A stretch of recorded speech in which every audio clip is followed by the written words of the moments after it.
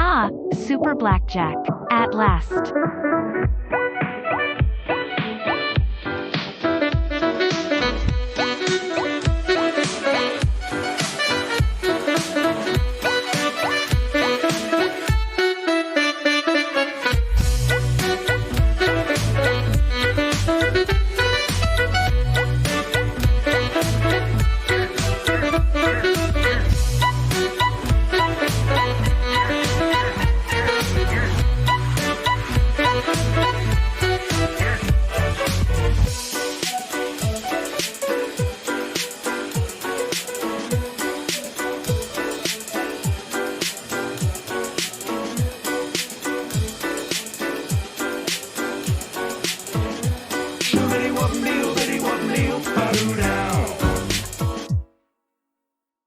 One away from a blackjack. Stick please, dealer.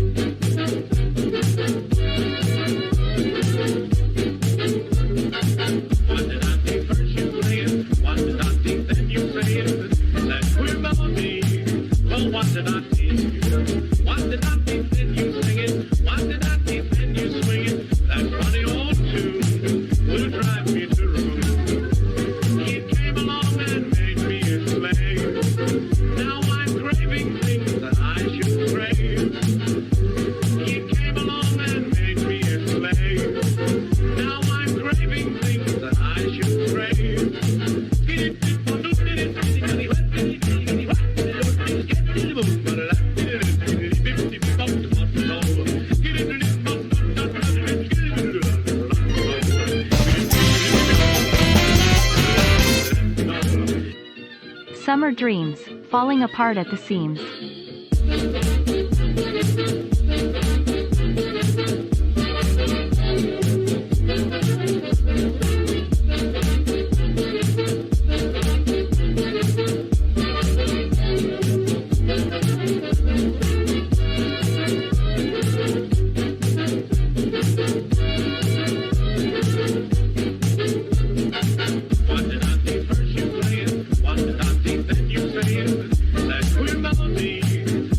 did I see?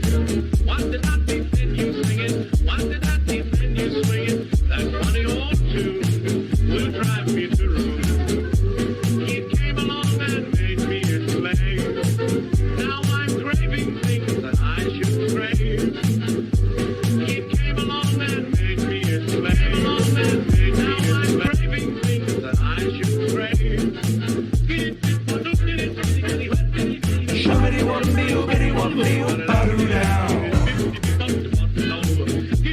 Oh wait, hype train?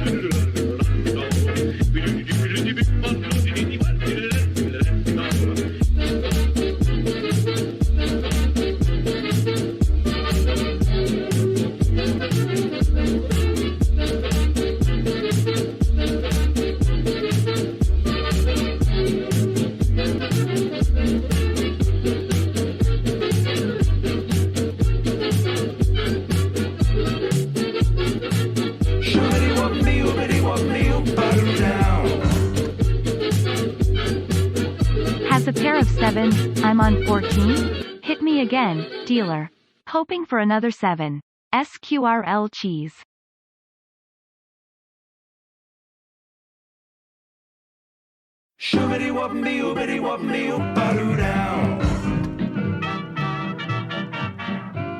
Dang it, busted.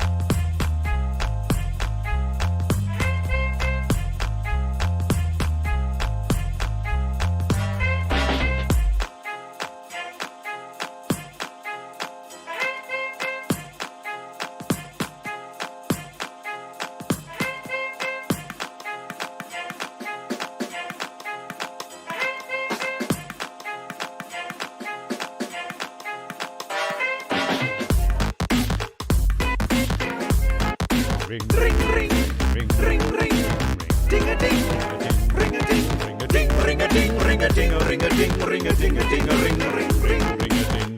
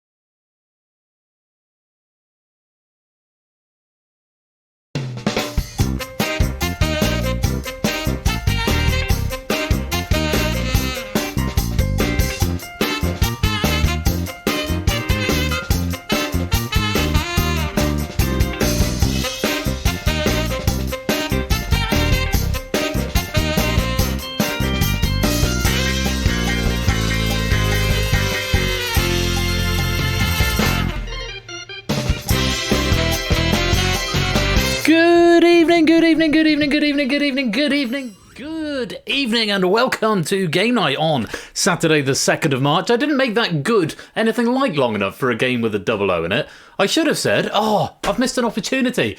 Google that! No, that doesn't really work. That's a bit abrupt. Good evening, everyone. Hope you all are keeping well. Welcome to Game Night on Saturday the 2nd of March. Did I already say that? Shut the fuck up, Ben. Get on with the game. Right, hope you're keeping well. Here's a message from our sponsor, Puzzle Dan. If I can read. Yes. 34 months at Google THATTTT. Also, good evening. I fix that for you. Don't worry. Thank you, Puzzle Dan, for correcting my error there. And thank you very much for the 34-month subscription right there. Most grateful to you, and very grateful as well to lots of subs that have come and kicking off a hype train early on. AB Me, resubbing there for 39 months. Dang it, busted. Bad luck.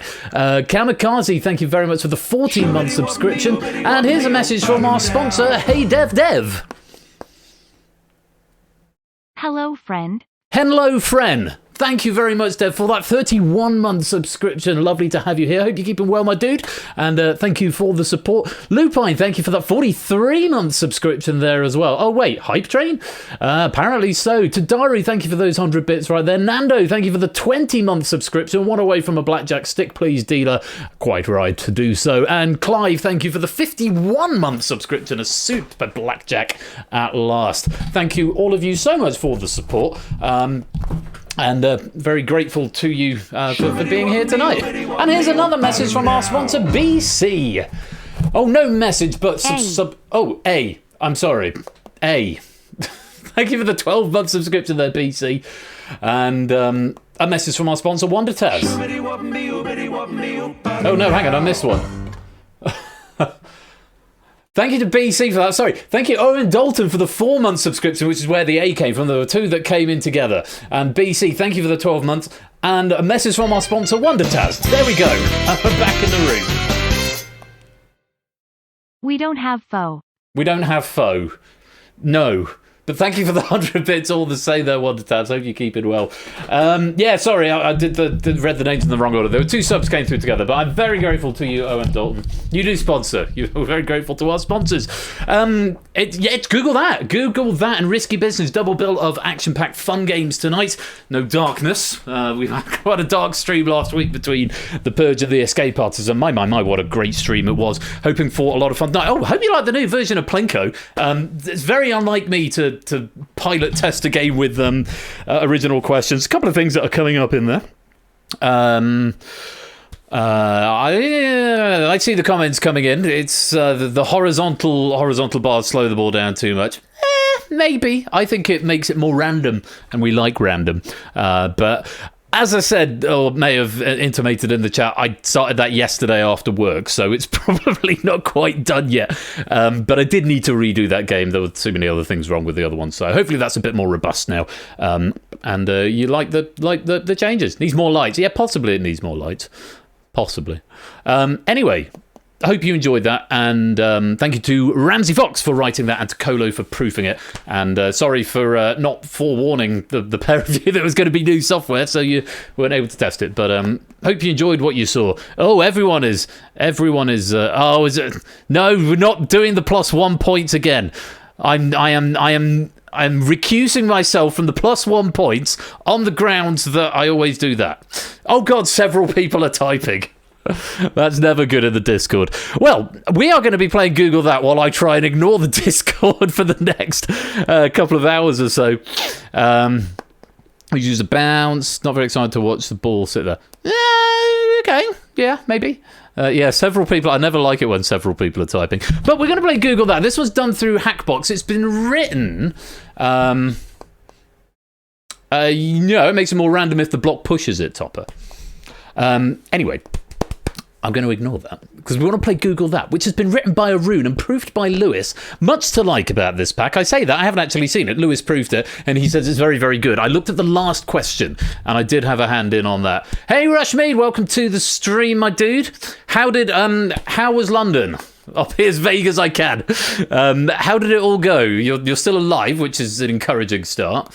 If you want to play Google That, it's done through Hackbox, and you want to go join the lobby with the code CZZK. And while Rushmead tells me all about his trip to London, I'm going to say good evening to Ardenfett and Mark and Prudes and Stilgar, to Topper and Battyman, to Daru and Shapes, Lewis and Lupine, now cut that out, and Samster, good evening, Nando and Stimson and Lottibus and Kamikaze, Flyboy and AB Me, Puzzle Dan, Fluffy Bunny, good evening, BC and Nekka Grandma, Owen Dalton and Natter, to Wonder Taz and 8 Minky, Colo, Keglo, Rushmead, and anyone else who is lurking, loitering and lingering in the chat. You are most welcome to be here. Thank you so much for joining.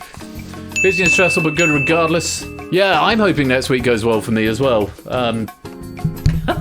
Just sort of seeing the stuff that was going on in, where is it? Glasgow. The one in Glasgow at the moment. Oh, seems to be, there's been a lot of action on Slack, put it that way. More than I normally expect on a Saturday, but I'm sure they're all fine. Anyway, come join the lobby. If you want to play Google That, you can exclude if you just want to play in the lobby game. Yeah, it looks like it's been interesting. I got the lowdown from from someone else in our department. I try not to dox people online. I got from the loadout from someone else in our department how it just sort of snowballed, and yeah, it's well, we'll see what happens. That's all right, Ramsey. You were going to get a sneak preview of new Plinko. Let's go watch it on the VOD though. Now, welcome to the stream. But yeah, come join the game. This pack's been written by Arun, proofed by Lewis. Yeah, I was going to glance at the Discord.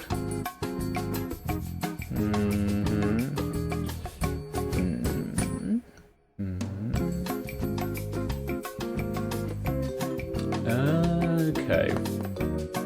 That's an interesting point, Ardenfett.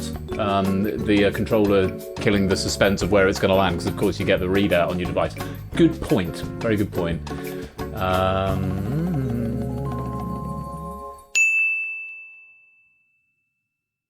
Further 2D version. Yeah, the problem with the 2D version, Proogs, was that it was it wasn't very good. Under the hood, it was all a bit scary. This is much more customizable. So yeah, I do take the point. I will take on board what you're saying about the boxes. I kind of like the floors that disappear and reappear. Maybe I could take out the boxes and add more floors. How's that for a compromise? All right, Rushmead, no problem. Enjoy your evening. Get some nice relaxation on the go. And we'll catch you soon, I'm sure. Right, I'll give it one more round of this loop, and then we're gonna get cracking. Oh, while I've got you here, might be two more rounds of the loop. Now I've started talking.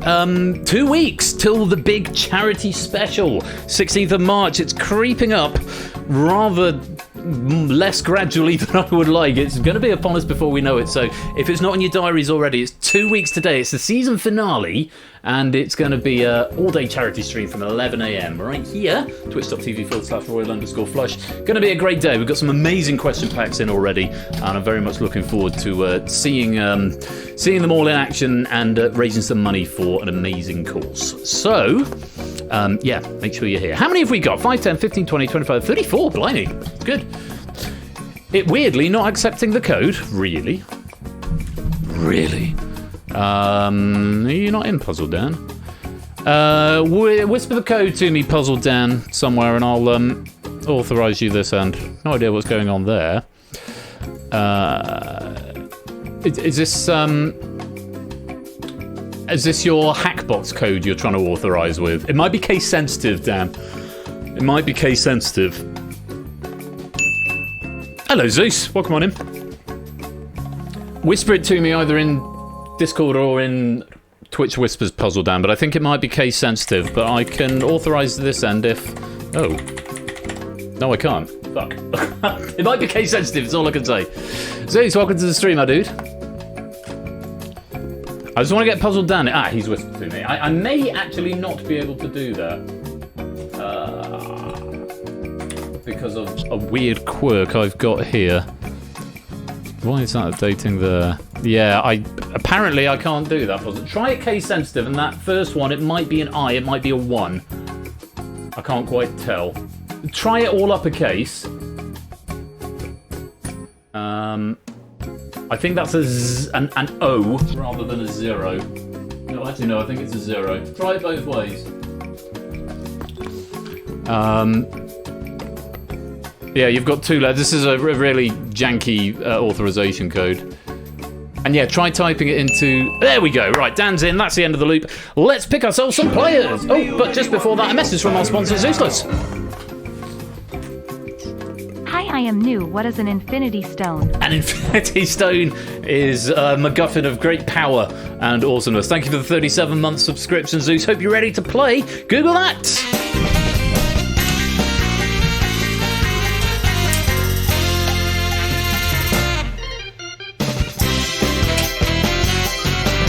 All right then, you lovely lot. We need to pick a dozen people to come and play. Anyone who doesn't get into the hot seat game will get, of course, to play in the side game, where there's still points and a medal up for grabs, and, of course, all the best quiz that we can offer, courtesy of Arun and proofed by Lewis. Let's pick our dynamic dozen tonight. And we're starting off with Mark. Mark, welcome to the game, front and centre. Welcome on in, welcome. 6 MacGuffins used to power the other MacGuffin, yes indeed. Onto the centre row, there's Mr. Vertigo. Welcome on into the game, Mr. Vertigo. Lovely to have you with us. Hope you're keeping well. On we go, round and round and round. Sticking with the front row here, Silver Electro. Or Silver Electra. Possibly Silver Electron. Welcome on into the game. Lovely to have you here. And over in Corbin Corner, it's Stimson's Angle. Welcome to the game. Hope you're ready to play Google that. Onwards we go, filling up the front row nicely here. 4 out of our 12 players in. And in the centre, there is Shapes. Did Shapes win the last game of Google that? I can't remember.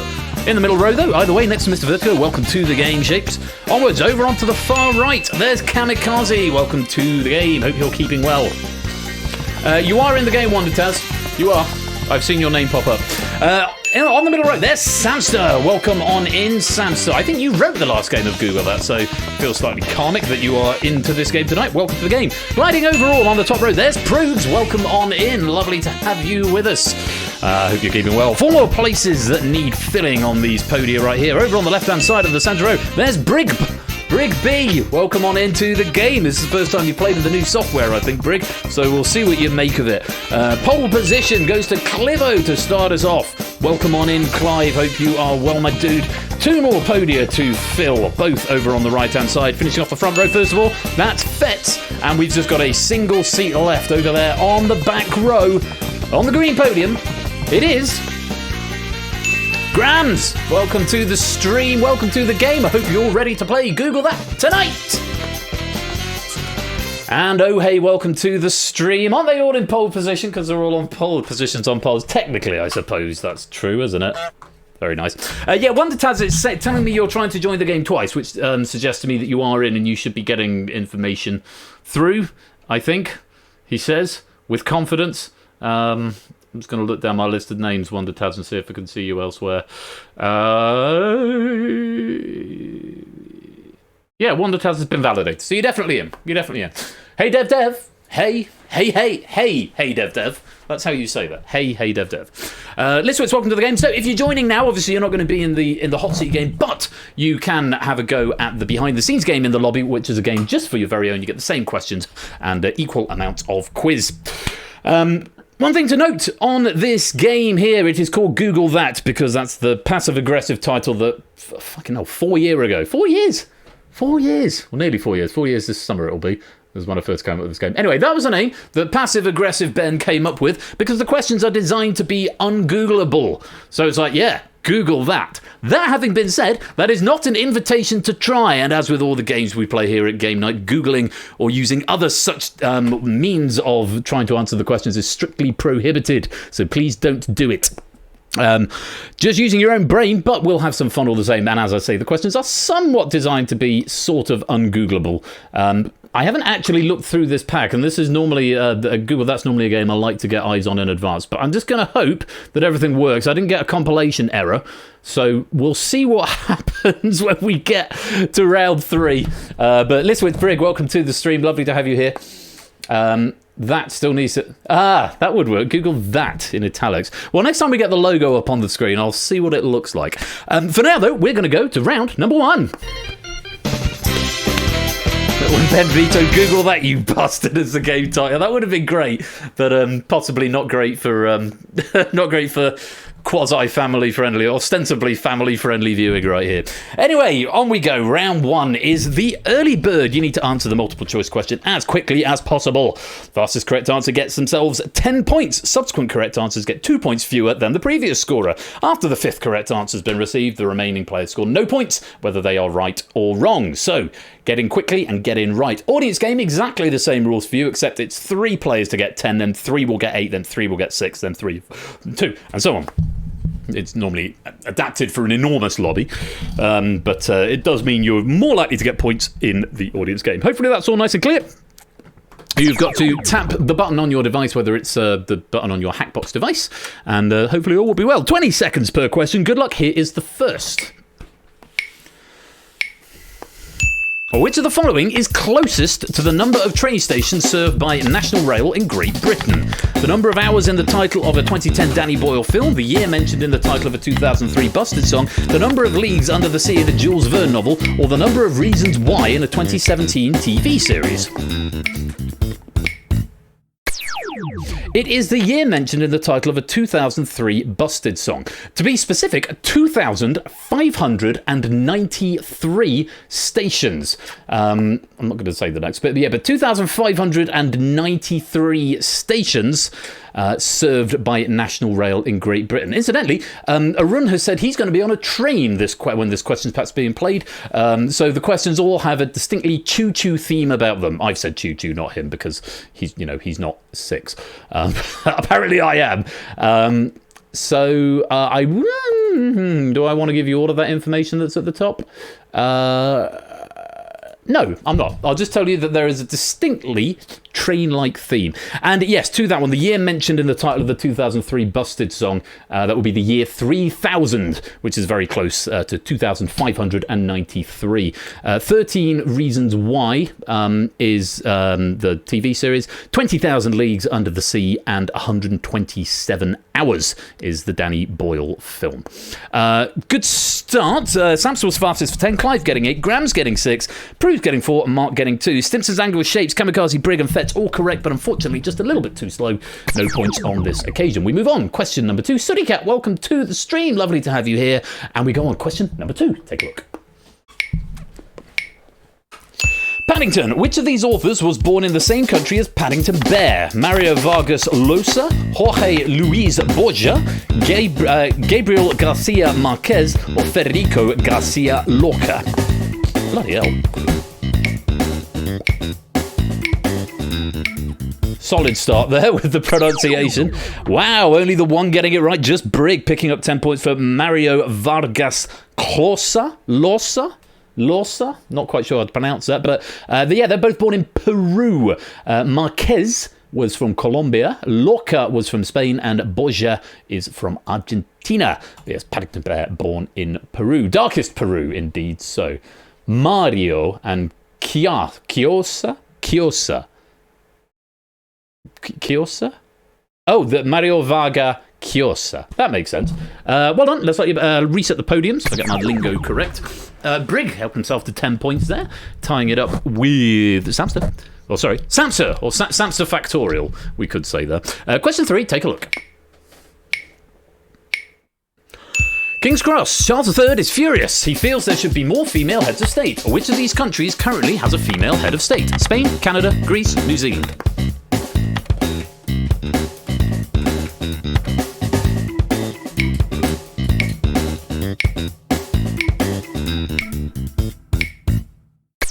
Now, I know this question changed a couple of times, and we went back and forth, and the original answer was Iceland, and this has now changed. Now, the answer I've got down here is Greece. Mark was fast of 10, Stimson getting 8, Shapes getting 6, Silver Electron getting 4, everyone else incorrect. Katerina Sakellarapoula has been Greece's head of state and president since 2020. Now, the other 3 are monarchies. Now, I don't know if that means they don't have a head of state or they're not female. I don't have all the information here. I thought that a monarchy meant that you were a head of state. Yeah, Canada, of course, Justin. I think actually now thinking about it, because Canada is not a monarchy.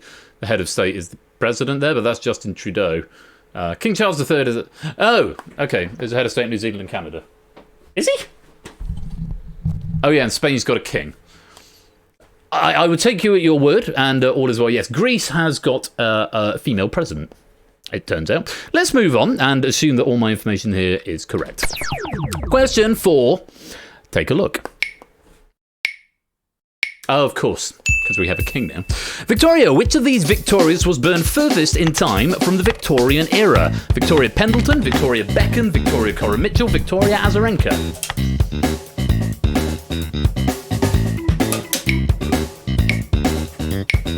Dog sneaking around under me. That would be Victoria Azarenka, the only one on the list who's younger than me. She was born in 1989.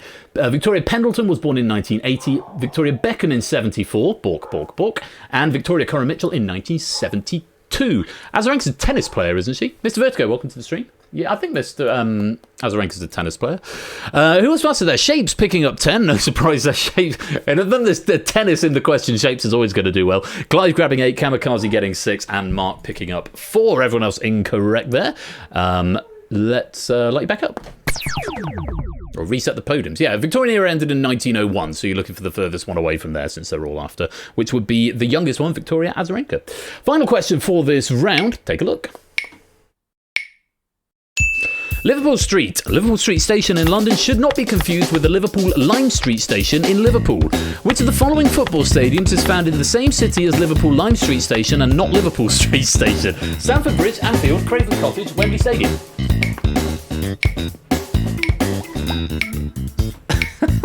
What a beautiful question. Anfield is the correct answer there. Arun has said here, Anfield is the home of Liverpool FC. The long and meandering and repetitive and quite frankly irritating question is a feature and not a bug. Wembley Stadium is in London. Stamford Bridge is... why did I think Stamford Bridge was in Liverpool and Craven Cottage was in Liverpool? Anfield's Liverpool. It's Craven Cottage is Everton, isn't it? And Stamford Bridge is... I don't know. I don't really do sport ball. I know Wembley's in London. Is Stamford Bridge Spurs? Oh, Craven's Fulham. Oh, it's Chelsea. That's the one. I knew, yeah, Chelsea. Okay, fine. Anfield is the answer. Clive was fastest for 10. Graham's getting 8. Shane's picking up 6. Proves 4. Simpson's Angle getting 2. Kamikaze, Silver Electron and Brig. You're all correct, but unfortunately just a little bit slow. That is the end of question 5 and the end of round 1. Let's reset the podiums and check out the scores. Oh, Everton play at Goodison Park. There was a time when I knew all of these. I've since let it slip from my mind hold. There it is. At the end of round 1, Clive is in pole position with 26. Shapes is gliding overall with 22. And Mark is in third with 16. Graham's on 14. Brig and Samster and Simpson's Angle all on 10. Proves has got 8. Kamikaze on 6. Silver Electron on 4. Mr. Vertigo and Fitz yet to score, but still with plenty of rounds to go. That is nothing to worry about just yet. Lots of time. Right, let's check out how the behind-the-scenes game's going on. Inca with a lead. He's gone green, even though he's got the same score as Ralph on 30. Ralph looking to defend his Google That medal. I know he's done rather well on this game in the lobby in the past. BC28, Tadaru 26, and I'm not going to get through all the names, but have a look at yourself there. Topper Nando jogging on 17, Zeus 16, AB Me 15, Owen Dalton 14, and back into the mist you go. Still time to pick up points, though, even if you've yet to score. Let's go on. Round 2. It's chicken, which is, well, there for you to read if you want, or I can read it to you. Bid from 1 to 10 based on the category. This is the amount of points you are risking on the question. Only the 6 highest bidders plus the tied lowest bidders will be eligible to answer the question. So bid high if you definitely want to play. Low bidders will earn 1 point for each abstention or incorrect answer given by an eligible player up to a maximum of their bid. These are called Luigi points. So if you don't think you're going to know, you want to bid low so you don't have to answer it. But don't bid too low, because if you bid a little bit more, you'll get points for everyone who gets it wrong or abstains. So it could be worth doing. However, if there's a big tie, you could still end up getting in even if you're low. So it's a game of strategy here. For eligible players, correct players are awarded their bid. Incorrect players, this is very important. Incorrect players, you lose your bid. Abstaining players only lose half of their bid rounded up. This is just to prevent everyone from bidding 10 and then just sitting out the question. But also worth bearing in mind that abstention is not as damaging as getting it wrong. So if you're in on the question and you really haven't got a Scooby-Doo and you've got quite a lot of points on it, sometimes you're better off abstaining because you won't lose as many points. Just bear that in mind. That's about all there is to it, I think. So they're quite complicated, but you get a category. You have to press a number. You don't have to type a number. Later on, you'll have to type a number, but for this one, you just press a number from 1 to 10. If you don't get a bid in, you're given an automatic default bid of 1. So, audience game, this plays in exactly the same way, except it's half of you rather than the top 6. So it's however many of you there are, half of you will be eligible plus tied lowest, and half of you will not be. And you just have to trust me that it's tracking the scores correctly. I'm fairly sure it is. So 10 seconds to get your bid in, and then 20 seconds for the question. Good luck. Here is the first category for you to have a wrestle with. How do you fancy Teesside Airport, aka film. Get your bits in, get your bits in. Okay, Grams is the only one not eligible for bidding 1 because we've got 6 players bidding 2. Fetz, Mark, Silver Electron, Stimpson's Angle, Mr. Vertigo and Clive. I'm afraid you are going to have to attempt to answer the question. You could get 2 points, or you could get 1. If even one person gets this one wrong, Grams is going to pick up his 1 Luigi point. Kamikaze and Prue's going for 3, Brig for 4, Shapes for 5, Snaps are going for 10. Let's see what he makes of this. 20 seconds, good luck, take a look. The 2 users of Teesside Airport Station, if they actually had a train service, could travel to which coastal terminus of the Tees Valley Line? It shares its name with a BAFTA-nominated film released in November 2023.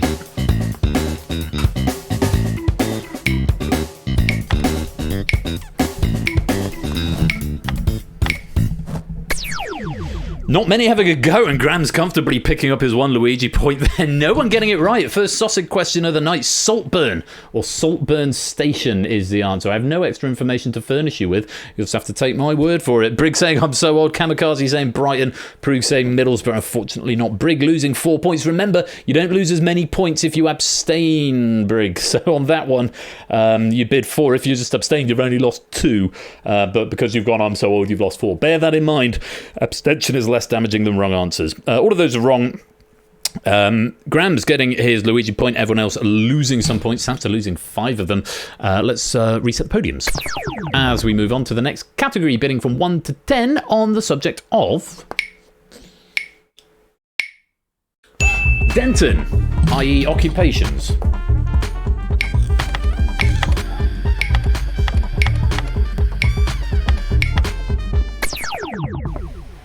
Okay, it's a little bit more of a mix-up there. We've got 5 players ineligible.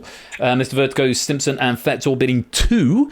Clive and Kamikaze bidding 1. All looking for Luigi points here.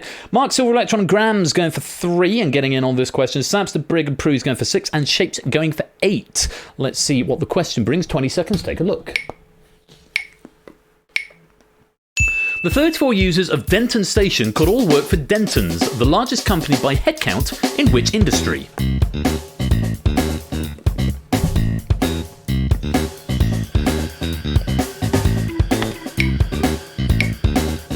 Remember, abstention is less damaging. If you don't know, Samson's giving it a go. And he's got it as well. Yes, they're all the legal industry. Law, legal, or lawyers, or lawyer, all would have been accepted. Silent Marine, welcome to the stream. Samson picking up his 6 points there. Very well done. Other players limiting the damage. Shapes losing 4. Silver Electron and Grant losing, and Mark losing 2. Prue's losing 3. And everyone else getting their full Luigi points. 1 for Kamikaze and Clive, and 2 for Mr. Vertigo, Stimpson and Fett. Well played. Let's reset the podiums. On to question number 3. Get your bids in from 1 to 10 on the subject of Elton and Austin, i.e. pop music.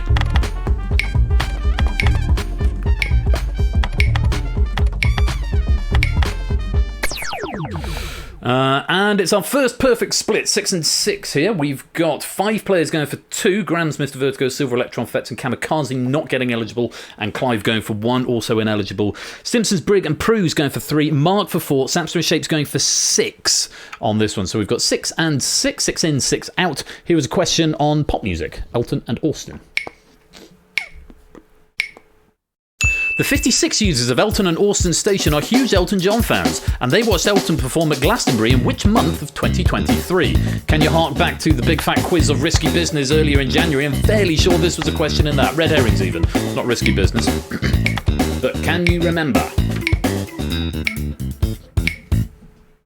It was June. June is when the Glastonbury Festival was. Nice way of remembering it.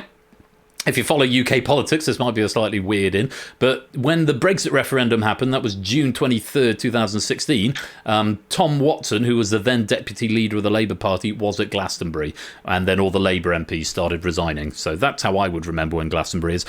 Shapes and Sam getting that for the 6. Prue's and Brig going for July, losing their 3, and Simpson's Angle going for August, losing 3 as well. Mark abstaining on that one, limiting the damage to 2, and everyone else picking up their Luigi points. Very well done. Glastonbury, I mean, that's another way of remembering it, I guess. Let's reset the podiums. The I've been on the parliamentary track. What's this shock therapy everyone's talking about? That's completely lost on me. And I should add, these questions are all about underused stations in the UK. The first round was about London stations. These are all underused stations, sort of. Question 4, category. Let's take a look. Shock treatment. Oh, okay. Curtin Lindsay, i.e. places.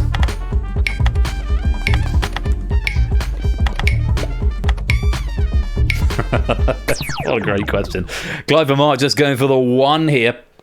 And the only players to be ineligible. A lot of players going for 2. Proogs, Brig, Mr. Vertigo, Samster, Simpsons, Angle, Silver Electron, Fets, and Kamikaze, and all eligible. Graham's pushing it for 3. Shapes going all the way for 4. Let's see what you can do in the next 20 seconds with this question. On places. The 94 users of Curtin Lindsay railway station live roughly 7 miles from which problematically named Lincolnshire town?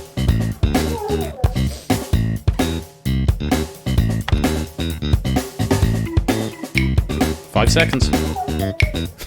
See the answers come in. They're lovely. Unfortunately, only one of them is right. Peniston, I'm sure it's pronounced Peniston, and Cockburn, which might be pronounced Coburn, possibly, are good answers, but unfortunately not the right ones. Proogs is the one to get it though. Scunthorpe is how that is pronounced. It's a soft T. It's a TH. But yes, Scunthorpe. I'll just leave that hanging in the air. Well done, Proogs, for 2 points. Mark and Clive getting their 1 Luigi point. Not much damage from these abstentions here. Most of them just losing 1 point. Grams and Shapes losing 2. There's one more question in this round. A fairly tricky set of questions, it turns out. Let's see how you get on with question category number 5. Reddish South, i.e. science.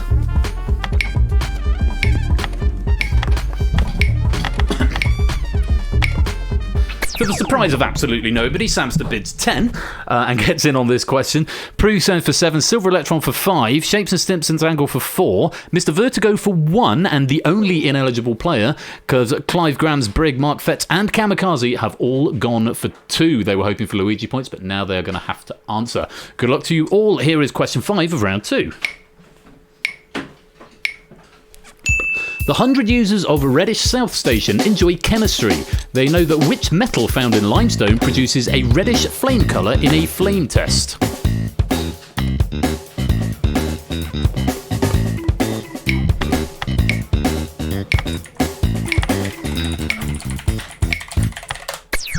It's calcium is the answer. Calcium. Now, I am going to check Samster's answer. Because he was the first one in, he's got the most bidding, and he's... Oh, no, he's fucked it. Okay, fine, then I won't check your answer if you've conceded that it's wrong. It's obviously calcium is not found in limestone. Calcium is the answer. I have no more notes for you on that. Strontium is used in pyrite, but not found in limestone. Yes, there was a lot of extra information there. No lithium in limestone either. So wrong answers there. Lithium, strontium, aluminium, or aluminum, if you are American and can't spell, carbon and copper. Unless you can spell and there's just no I. Is there an extra I in it? Is there an I in aluminium in America? Or can you just not read? Carbon and copper, all incorrect answers. Well, it's Shapes, Simpson's Angle, and Mark all getting the right answer of calcium. There is not. There is. Aluminum. Okay, no, there's one. Okay, no, fine. Yeah, aluminum. It's just spelled differently. In which case, it's slightly more acceptable. But I still feel it's wrong. Yeah, we had that sulfur conversation last week. Yeah, but I just don't... I'm not going to say that word, Zeus, because I can't remember what the correct pronunciation is. I'm going to fuck it if I try again. Grams and Brig and Fetz losing their 1 point with damage limitations. Sam losing 10 there. Prue's losing 7. Silver Electron losing 5. Kamikaze and Clive losing 2. Well on to Shapes and Stimpson's Angle and Mark getting 4 each for Shapes and Stimpson's Angle and 2 for Mark. Bit of a tricky round there. Let's see what it's done to the scores as we reset the podiums at the end of round 2.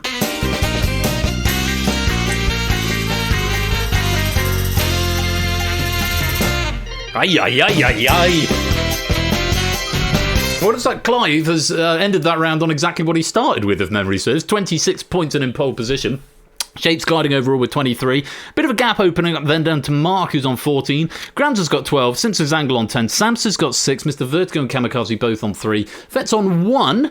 And then Brig on -2. Silver Electron -4. Proves on -6. Still trying to make up points, though, so don't worry too much. because the next 2 rounds you can't lose points, though you certainly can in round 5. Let's check in with the audience games before we go on. Toot with the lead, 38, just a point ahead of Inca on 37. Ralph's got 34, BC 31, Zeus 27, Tadaru 26, Nando and Dalton on 25, Kolo's on 23, and a message from our sponsor Pyro Pygmy. No message, I'll go back to the scores. ABMe 18, Topper on 12, Jog on 8, Battyman 7, Flyboy 4, Wonder Taz 2, Apodo and Liswitz on 1, Ramsey yet to score, and then negative points. Pyro, thank you very much for that 31-month subscription right there. Most grateful to you. Hope you're keeping well, my friend. We are going to move on to round 3, the round that invariably fills me with terror when it comes to it, because of all the potential variations and things that can go wrong, and the fact I haven't even looked at it. But I'm trusting Lewis and Darun implicitly that the JSON works. I guess we'll find out. Round 3! I'm going to move my many cups of empty cups that were filled with tea and are now no longer filled with tea out of the way, so that I can bring my stream deck forward, because I feel like I'm reaching quite a long way to get to it. So if I bring it here, but now my mouse is in the way. These are the problems that I have. If I move the keyboard there and the mouse there, and then the stream deck can go there, and now I don't have to reach quite so far. Hey. Taboo is the name of round 3. Give a single answer to the list form question. The fewer people who say any given correct answer, the more points are awarded. This is basically distinction before it was distinction. This is the original distinction, or where the idea for distinction came from, and this idea came from Pointless, to be fair. So, hey, nothing's original anymore. Unique answers score 10 points. Answers shared by 2 players score 6 points, and subsequent shared answers score 2 points fewer than the previous shared answer. If 5 or more players give the same answer, no points are rewarded. Players in the lobby game get 5 points if their answer matches with any hot seat player, regardless of whether it is a correct answer or not. So, in the lobby game, you're basically playing match game. Match with someone in the audience, whether they're right or not. You want to go for the answer that you think they're definitely going to go for. People in the hot seat game, you want to go for the most unique answer. The fewer people say it, the more points you get. But also remember, everybody else is trying to think of the most unique and rarest answer. So sometimes the obvious answer can be the best strategy. Depends on the question. Only one answer required, and you've got 20 seconds to give it to me. Hopefully that all makes sense. There's 20 seconds on the clock, and best of luck to you all as we begin round 3. Not a cat, welcome to the stream. Match with the podium player to score. Yes, you must match with the podium player to score. If you give a unique correct answer, if it doesn't match, you still get no points. Okay, so it's very much this is the only round that's very different from the hot seat game. You're playing match game in the audience. Hopefully that makes sense. Good luck. Here is the first question. Wick, the most northerly. Name a US state which borders North Dakota or North Carolina.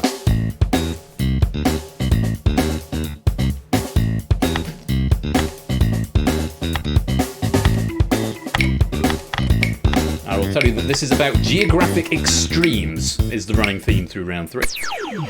Montana, South Dakota, Minnesota, Virginia, Tennessee, Georgia, and South Carolina were all valid answers there. Prue's going for Ohio. No, Ohio I think is a bit further west, I think, or possibly south, or possibly east. I don't know why American geography is shite.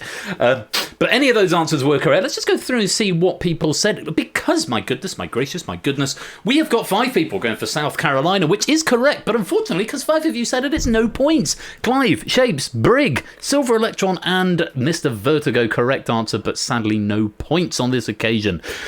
We've got 2 sets of paired answers. So 2 players going for South Dakota for 6 points. 2 players going for Virginia for 6 points. Well done, Mark and Samster and Fetz and Grams. And then 2 unique answers up on the board. Montana for 10 and Georgia for 10. I guess that means it's south, Georgia, because I know Georgia's down sort of in Florida direction, I think. Sort of down in the southeast coast. You answered Minnesota. No points allowed. No points. It's a right answer, but no one on our panel said it, Dev. So I was glad to know the logic is working. Yeah, very well done. 1 going for Montana, 1 for Georgia, and that South Carolina being a bit of a tricky one for you. Very well played, though, if you've got some points. Let's reset the podiums. Have I got any notes? No, I've only got notes for question 5. So let's go on to question number 2. Take a look. Lowestoft, the most easterly. Name an actor who has appeared in at least 1,500 episodes of EastEnders. Love it. I'm unsurprised to see Brig being the first player to answer on this. Well, that doesn't remotely surprise me. Even less surprised am I by the fact that he's correct. Though not a unique answer, he is sharing it with one other player. We've got 4 wrong answers in here. Cliver going for Kemp. I'm assuming you're meaning Ross Kemp there. I guess he didn't appear in that many. Lewis may be able to furnish you with more details. Smith, I suppose, is as good a guess as any, but it doesn't look like there are any Smiths up here. Layla Morse. Samson going for Layla Morse. Now, was she Little Mo or was she Big Mo? She's one of the Mo's, I want to say, but not appearing on my list. And Danny Dyer. Danny Dyer. Big Mo, no, not in 1500. You'd have thought she'd been there a while, but no. And Danny Dyer not appearing on my list either. So Silver Electron, Samster Fett, and Clivo, unfortunately, wrong answers. We have got 2 players going for Woodyat, or Adam Woodyat, who plays Ian Beale. So well done to Mark and Brig for 6 points. We've got 2 players going for Wendy Richard, Proogs and Shapes. I think Wendy Richard, she was Fowler, Pauline Fowler, I think. I haven't got the notes for this. This is just my EastEnders knowledge. So well done to Proogs and Shapes picking up 6 points. And Steve McFadden, Mr. Vertigo, very well done. Yeah, Phil Mitchell picking up 10 points there for you, Mr. Vertigo. Steve McFadden, who plays Phil Mitchell. Let's go through these answers. Adam Woodjack, Ian Beale. Steve McFadden is Phil Mitchell. Letitia Dean, Sharon Watts. June Brown was Dot Cotton. Pam St Clement was Pat Butcher. Perry Fenwick, Billy Mitchell. Gillian Tailforth I'll come back to. I know the name but can't remember the character. Wendy Richards, Pauline Fowler. Natalie Cassidy was Sonia Jackson. Jessie Wallace was Kat Slater. Lacey Turner is Stacey Slater. Barbara Windsor, I'm surprised no one went for. It's Peggy Mitchell. Diane Parrish, I don't know. Linda Henry, was she the one who was the murderer at Christmas, who was married to Danny Dyer? Possibly. And Shona McGarty, I'm not sure. I think I've done jolly well there.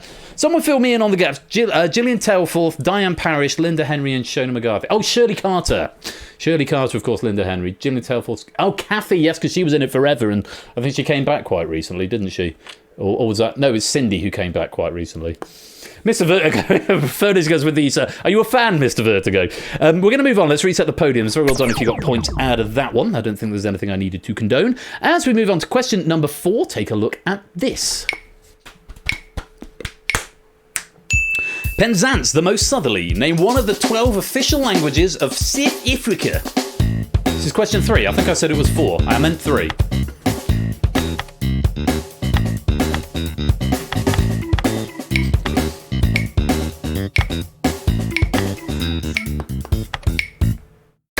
Everyone getting an answer in. Oh, we've got that dreaded yellow light. It means one of the answers has been discounted. English. Yeah, 5 players going for English, which is a correct answer. But unfortunately, too many of you said it. So bad luck. Clive, Simpsons Angle, Silver Electron, Proogs, and Mark. Oh, dear, dear, dear. Random Zombie, welcome to the stream. Yeah, pain. I think the pain button is in order. Where is it? Where is the pain button? Pain. There it is. So correct answers. Afrikaans, English, Ndebele? Is it a silent N or a silent D? Not sure. Pedi, Soto, South African Sign Language, Swati, Tsonga, Swana, Vendi, Venda, Ossa. Oh, I can't do the thing. I know Trevor Noah can do it, but that one. And Zulu, all incorrect and distinct answers. One of those. I'm just trying to do it properly and making me pronounce things. I haven't looked at the questions until today. Gossa. It's that. Gossa. Something like that. Gossa. Random Zombie. Message from our sponsor. Words, sentence. Thank you for the 9-month subscription there, Random Zombie. Most grateful to you. So there are a couple of variations on them, but all of the ones that are up there are unique answers. So let's just go through and see who said what. Couple of uniques with the Kosa for Shapes getting 10. Samson saying Zulu, 10 points there, and Afrikaans for Kamikaze, 10 points for you as well. No other ties, just wrong languages. 3 players, in fact, going for Swahili, which is not a right answer, unfortunately, and Graham's going for French as well. Unfortunately not, but very well done if you did get one of those 3 unique answers. Bad luck if you went for English. Unfortunately, no points on this occasion. Let's reset the podiums. Put your tongue against the back of your teeth and make like a T sound while saying Ossa. Tosser. It sounds like I'm saying tosser, which sounds really rude. We're going to move on. Question number 4. Good luck. Take a look at this. Aris Saig, the most westerly. Name a Kanye West solo studio album. Good luck. This is not my area.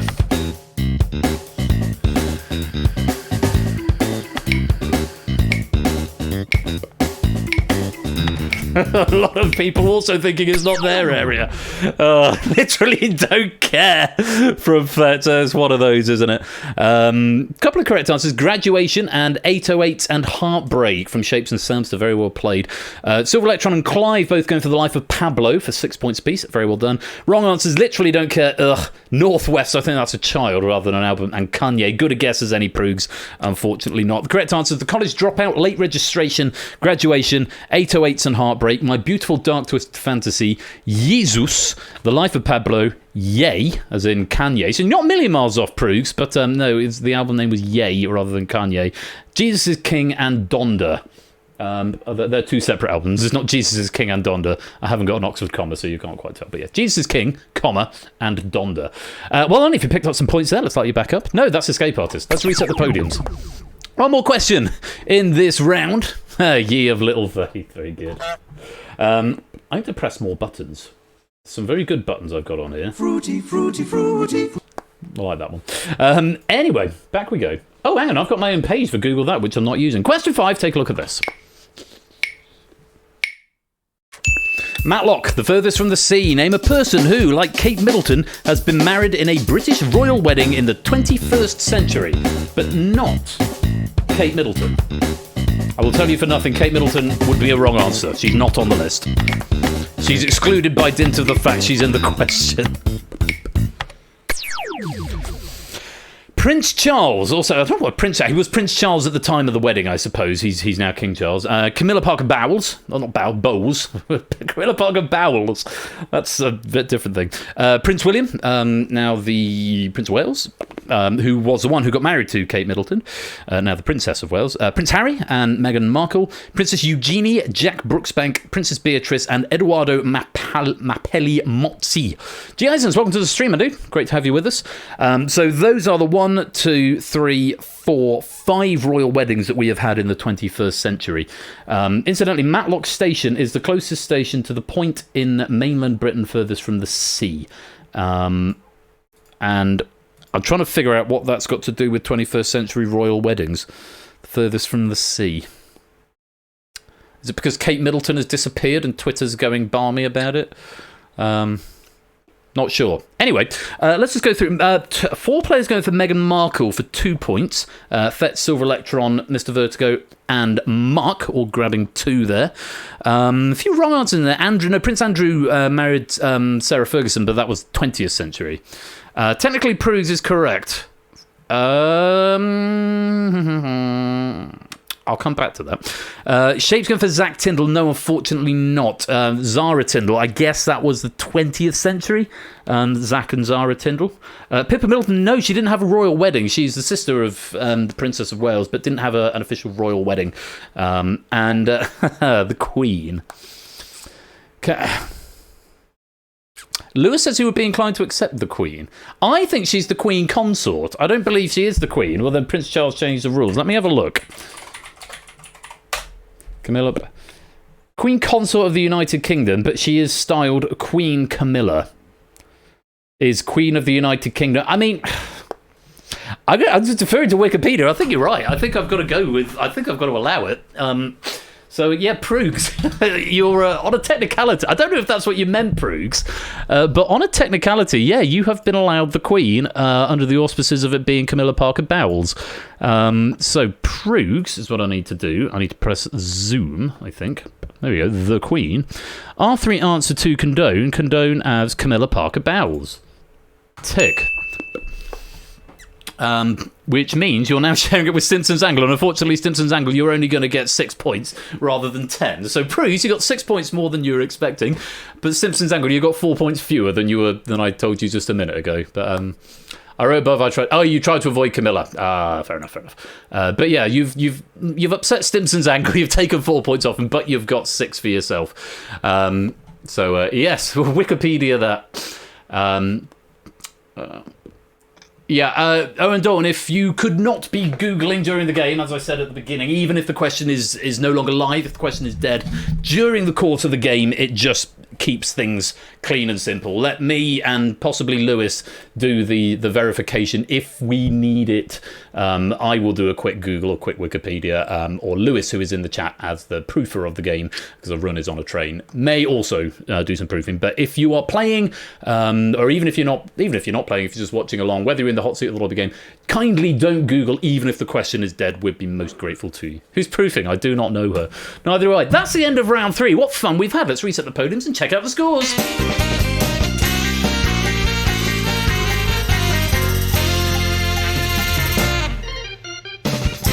Oh, we've got a change at the top.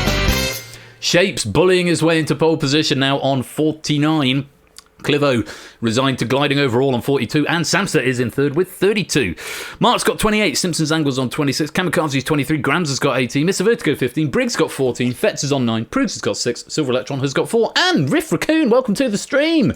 Lovely to have you here. We've got Riff's Risky Business pack, Riffsky Business, if you will, to look forward to a little bit later on. That'll be coming up in about half an hour or so, and I do hope you'll stick around for that. Promises to be a really fun game. So welcome to you, Riff. And these are the state of play at the moment. Everyone is in positive figures. But round 4 is the one where we could make a big bit of difference here. We're going to check in with the lobby game, see what's going on. Not an important message, check after stream. Okay, I will do that. I see what you do. Yeah, it's race condition, one of those weird ones. It might update afterwards, Dev, is what I'll say, but I'll read that fully later on. Let's check in with the Miss BC, jumping to the top, 51. Nando's in second with 52. It slips to third on 48. Ralph's got 44. Inco on 42. AB Me 38. Owen Dalton 35. Cola 33. Zeus 32. Tadaru 31. Topper's got 27. Apodo and Liswitz on 21. Battyman on 17. Ramsey on 15. Jog and Pickled Rick on 13. Flyboys on 9. Silent Marine 8. Wonder Taz 7. Puzzle Down 4. Natters on 2. Fluffy Bunnies 1. Still got a -1. Oh, so close. I think Kegler on -5, and was it Silent Marine on -7? Might be wrong. Might be wrong, but nearly got through. Heck yeah, Rifsky Business. Yeah, Rifsky Business. That's going to be a thing later on. Yeah, sorry to ignore the instructions and continue to ignore them now, Dev. I'll put that DM message window away. Right, much to play for as we go to round number 4. It's the blind auction. If you read the scores without saying on, you might just make... Yeah, I might do. We'll try it at the end of round 4. We'll find out what happens. Oh, I've got another DM. I'll read these at the end. I acknowledge your message, person who just DM'd me. I will read them at the end. You probably should have been condoned for that, person who just DM'd me, because it was condoned after the fact. There's probably some weird logic. Do I need to do Google that? I need to do Google that again. Oh, the universal controller. Anyway, round 4. It's the blind auction. We'll start the round by bidding on how many questions you can answer on a pair of categories from 1 to 10. If you abstain from bidding, it will cause you a default bid of 1. I'm very warm. I'm just going to take my hoodie off. You carry on reading. I'll try and read through the hoodie coming off. You'll get 10 increasingly difficult questions on the 2 alternating categories. Each question's worth increasingly more points. First of worth 1, then 3, then 5, then 7. Might sound a little bit strange, but it adds up to a perfect 100 if you can answer all 10 correctly. Oh, I'm getting another DM. Let's look at all these. What am I wearing? Oh, we've got the water starters on today. You just wanted to say hello. Yes, I thought you might just be saying hello just to be annoying. Bless you. Bless you. Thank you very much for that DM. Don't everyone start DMing me on Discord now, otherwise I'll just have to put it on Do Not Disturb. If you successfully answer the number of questions you have bid, and incidentally, if you are not in the Discord server, you can come and join us. Why don't you come and join us? You get lots of information about game night stuff and anything that's on the horizon. So yeah, come and join us. It'd be lovely to have you. If you get the number of questions you bid, you bank your points and you're frozen out for the rest of the round. Get a question wrong and it increases your bid by 1. No penalty for abstention. So if you bid 3 at the beginning and then you get the first one wrong, you've then got to get 4 as well as having got the first one wrong. If you abstain, you're still on 3. If you fail to reach your bid, you get no points for the round. If it becomes impossible for you to reach your bid, you'll be frozen out of the rest of the round. Remember, the questions are #HardToGetThey. I need to use that meme more often. Harder get they in this round. So nobody to this day has ever banked out 10. I think HUD's got pretty close one time, and a couple of others have got close. And do correct me in chat if I'm wrong, but I don't think anyone has managed to perfect 10. So 10 is probably a very ambitious bid. But depending how you feel about the categories, I normally feel like I can get 5 and end up bidding 4 if I'm feeling, depending how the categories fall. So, bear in mind we've got a train theme running through here. How do you feel about these two categories?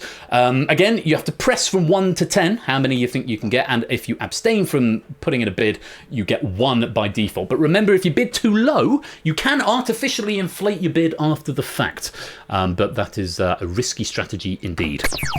So 10 seconds to get your bid in. Press a button from 1 to 10. Audience game, this is exactly the same. You must hit your target in order to bank your points. This is sort of like a bit like Outright before Outright existed, but also you're deciding. So more like the escape artist, I suppose, except the escape artist, you must get 5. Here, you can pick how many you want to get, but remember, hashtag harder get they. Bidding from 1 to 10 on the categories of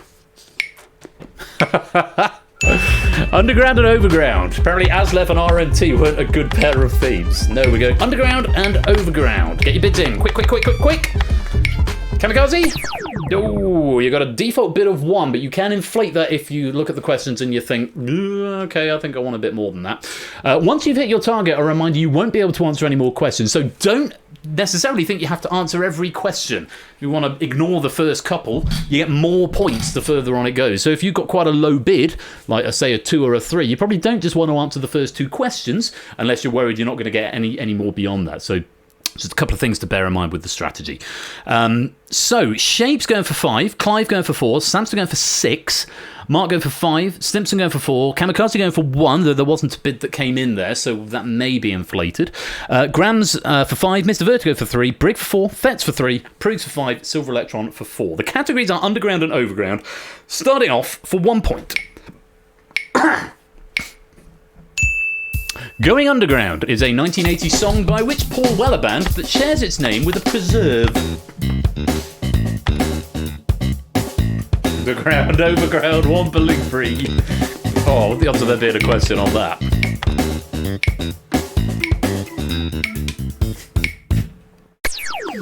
The Jam, they're going underground.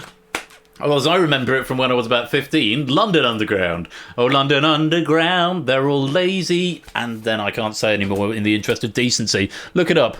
London Underground cover of the Jam song. Yeah, the Jam is the right answer. Most of us getting that one right. Trexler, Nerf in here. Kamikaze going to inflate their target up to 2. Silver Electron going for Marmalade. Not the answer, unfortunately. I just looked at the notes here. In before someone says wombling free when the categories come up. Who said that? Mark said it, and Arun predicted that somebody would. Oh, chat, you're nothing if not predictable. Very well done. If you gave me Jam, you have lost a pip. If you gave me anything else, you're going to gain a pip. Very well played. The answer was the Jam. Silver Electron moves up to 5. Kamikaze moves up to 2. 9 questions left. Moving on to the Overground. This question's worth 3 points. Take a look. The Liberty Bell is a landmark found in which Pennsylvania city?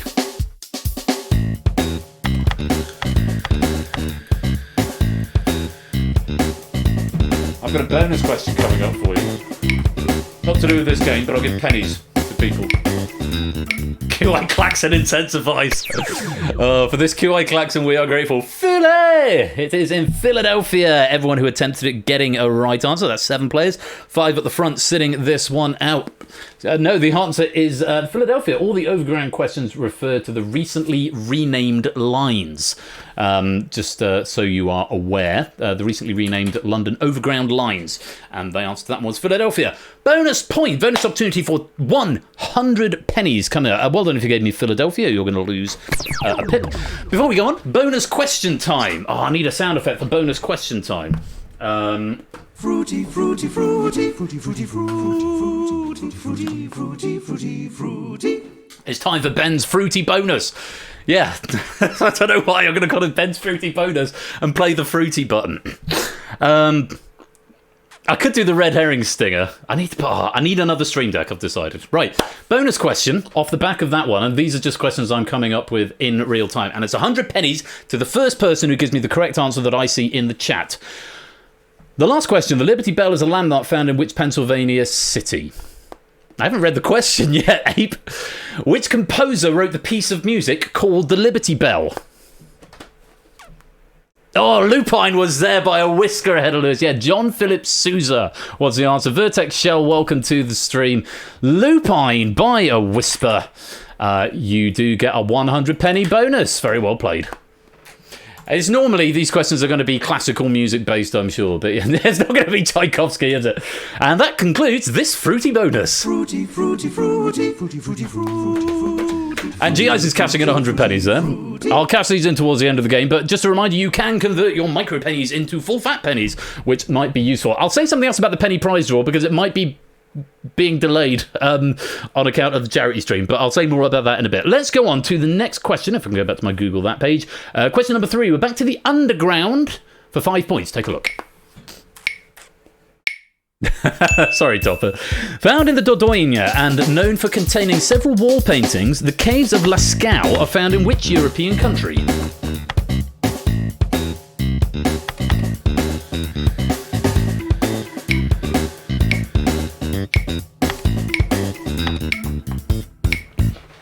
The Dordogne. I've been there several times myself. Yes, en France. France is the answer where the Dordogne is. Down in the south of France. I've been there 5 or 6 times. Lovely place, lovely part of the country. And everyone who attempted it, getting it right. Lovely stuff. A couple of people abstaining. Brig and Fett sitting it out, and Samster also sitting it out, all with a target of 3. Graham's sitting it out, still got a target of 4. Needs to start thinking about answering questions soon. Kamikaze's still on 1, but obviously saving it up. Everyone else losing a pip. Very well played. Start to reset the podiums. And go on. We've been underground, we're now going overground, and this question for 7 points. Take a look. No, no. Yeah, for 7 points. What surname is shared by Alex and Jill, 2 footballing lionesses who have played for England internationally? No, mais non. No, je regrette rien.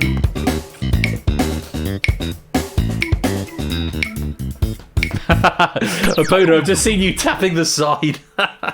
Just seen you tapping the side about advancing on a button press.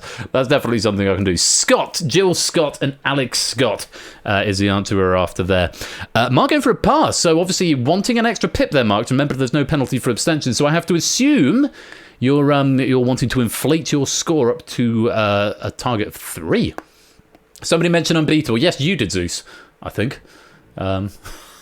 Alex Scott from the... Oh, I see. Alex Scott, host from the tournament. Yes, indeed. Very well done, everyone other than Mark getting that one right. It looks like Mark is going for an inflation of bid there. We can't possibly condone pass as the right answer on this occasion. Let's reset the podiums. Anyone banking out yet? Not yet.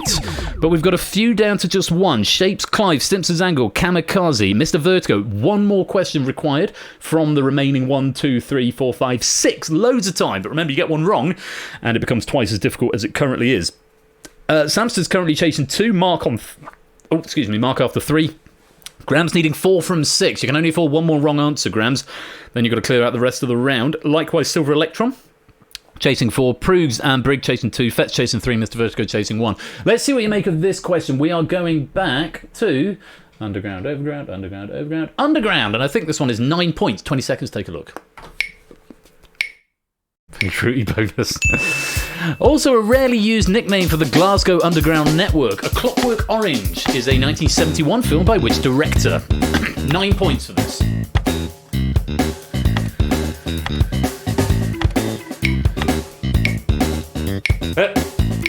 Sousa. Could be Sousa, but unfortunately it's not. Stanley Kubrick was the answer. You'll see online source saying that the Glasgow Underground are commonly called the Clockwork Orange. Do not be fooled, I've literally never heard anybody call it that in my entire life. Note from Arun there in the citation column rather than the trivia column. We've got 3 players banking there. Shapes has taken the money and running at 25. Kamikaze banking 12. Mr. Vertigo banking 15. And we can't see because, apart from Kamikaze's, because the pop-up goes, it's actually a pop-down, and in the cases of the top pros, it actually pops down under the stage. But you have to take my word for it. They know what they've banked, and I've just told everyone else as well. But yeah, Kubrick, Stanley Kubrick is the right answer. Everyone else who played it getting a right answer, and 3 people banking. Well played. Let's reset the podiums. Podia. Just not calling them podia because that's the actual technically correct pluralization. Halfway through then, 5 questions to go. Clive and Samsa, Simpsons, Angle, Brig, Proogs all needing 1. Grams, you need 4 from 5. A wrong answer and you'll go grayscale. Silver Electron needing 3. Fets needing 2. Eminently doable still for all these players, but let's see what happens as we go to question number 6 on the overground. Look like lecterns to me. Fair. For 11 points, a major World War II event. In which year were the Normandy landings? A peak temperature of 32.4 degrees meant that this year had the joint most mild May on record. That's a fun thing to say. Joint most mild May. That's very fun. Mild May, do you see? 1944 is the answer for the Normandy landings, not 1945. That was VE Day, Victory in Europe Day was in 1945. The D-Day landings were the year before, 1944. Well done to Proogs, Mark and Fetz getting that one right. And Proogs actually banking out on that one, banking 33 points. A very handsome 33 points for you there, Proogs. Very well played. Frozen out of the rest of the round, but those points are safe. Fetz and Mark down to 1. Brig getting that one wrong, going for 1945, which mentions VE Day, and is going to increase his count to 2. 2 needed from the remaining 4. Let's reset the podiums. So Brig needing 2. Grams, you need 4 from 4, otherwise you're going to go grayscale. Silver Electron, a wrong answer, and you will go grayscale as well. You can afford 1 more abstention.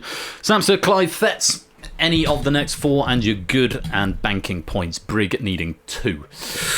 Thank you, Sabaton. Dylan would have known that from... Well, Dylan would have known that he knows everything about World War II. Let's move on. Question number, the next one, for some points. Question 7, I think, and this is Underground. He's going to come in my office now, I bet. Question 7 for 13 points. See, which root vegetable has a name derived from the German words for cabbage and turnip? It should be name derived. Apologies for the typo. You know that. When were the Normandy landings? You see, he knows his shit, doesn't he? I'm not saying because you're just going to mock them. Because that one is war ended. That's when it is when the war ended. It was Brig who said 1945. He's only 1 year out, but don't mock him. We like Brig. Yeah. Yeah, see, you're not being mocked, Brig. Kohlrabi is the answer. Which root vegetable has a name derived from the German words for cabbage and turnip? Kohlrabi is the answer. Which is good. It's all you can hope for, not being mocked by the teenager. Mark getting the correct answer there and banking out 42 points. Very well done, Mark. Points are safe and you can sit out these last 3 questions. Grams, you have gone grayscale. It's grayscale Grams. And unfortunately, not enough questions left for you to bank. Bad luck. Kohlrabi is the answer, and we've got 3 questions to go. Let's reset the podiums. Silver Electron, you do need all 3 of them. Brig, you still need 2. Fetz, Clive, Samsa, Simpsons, Ango want to start thinking about getting out. Points are going up. Grayscale grey hair, indeed. Let's take a look at the next question. We're going back to the overground. Take a look at this. Grayscale Grams may need to be my new name. For 15 points, Suffragette City was originally the B-side of which David Bowie single, which opens with the line, "Didn't know what time it was, the lights were low."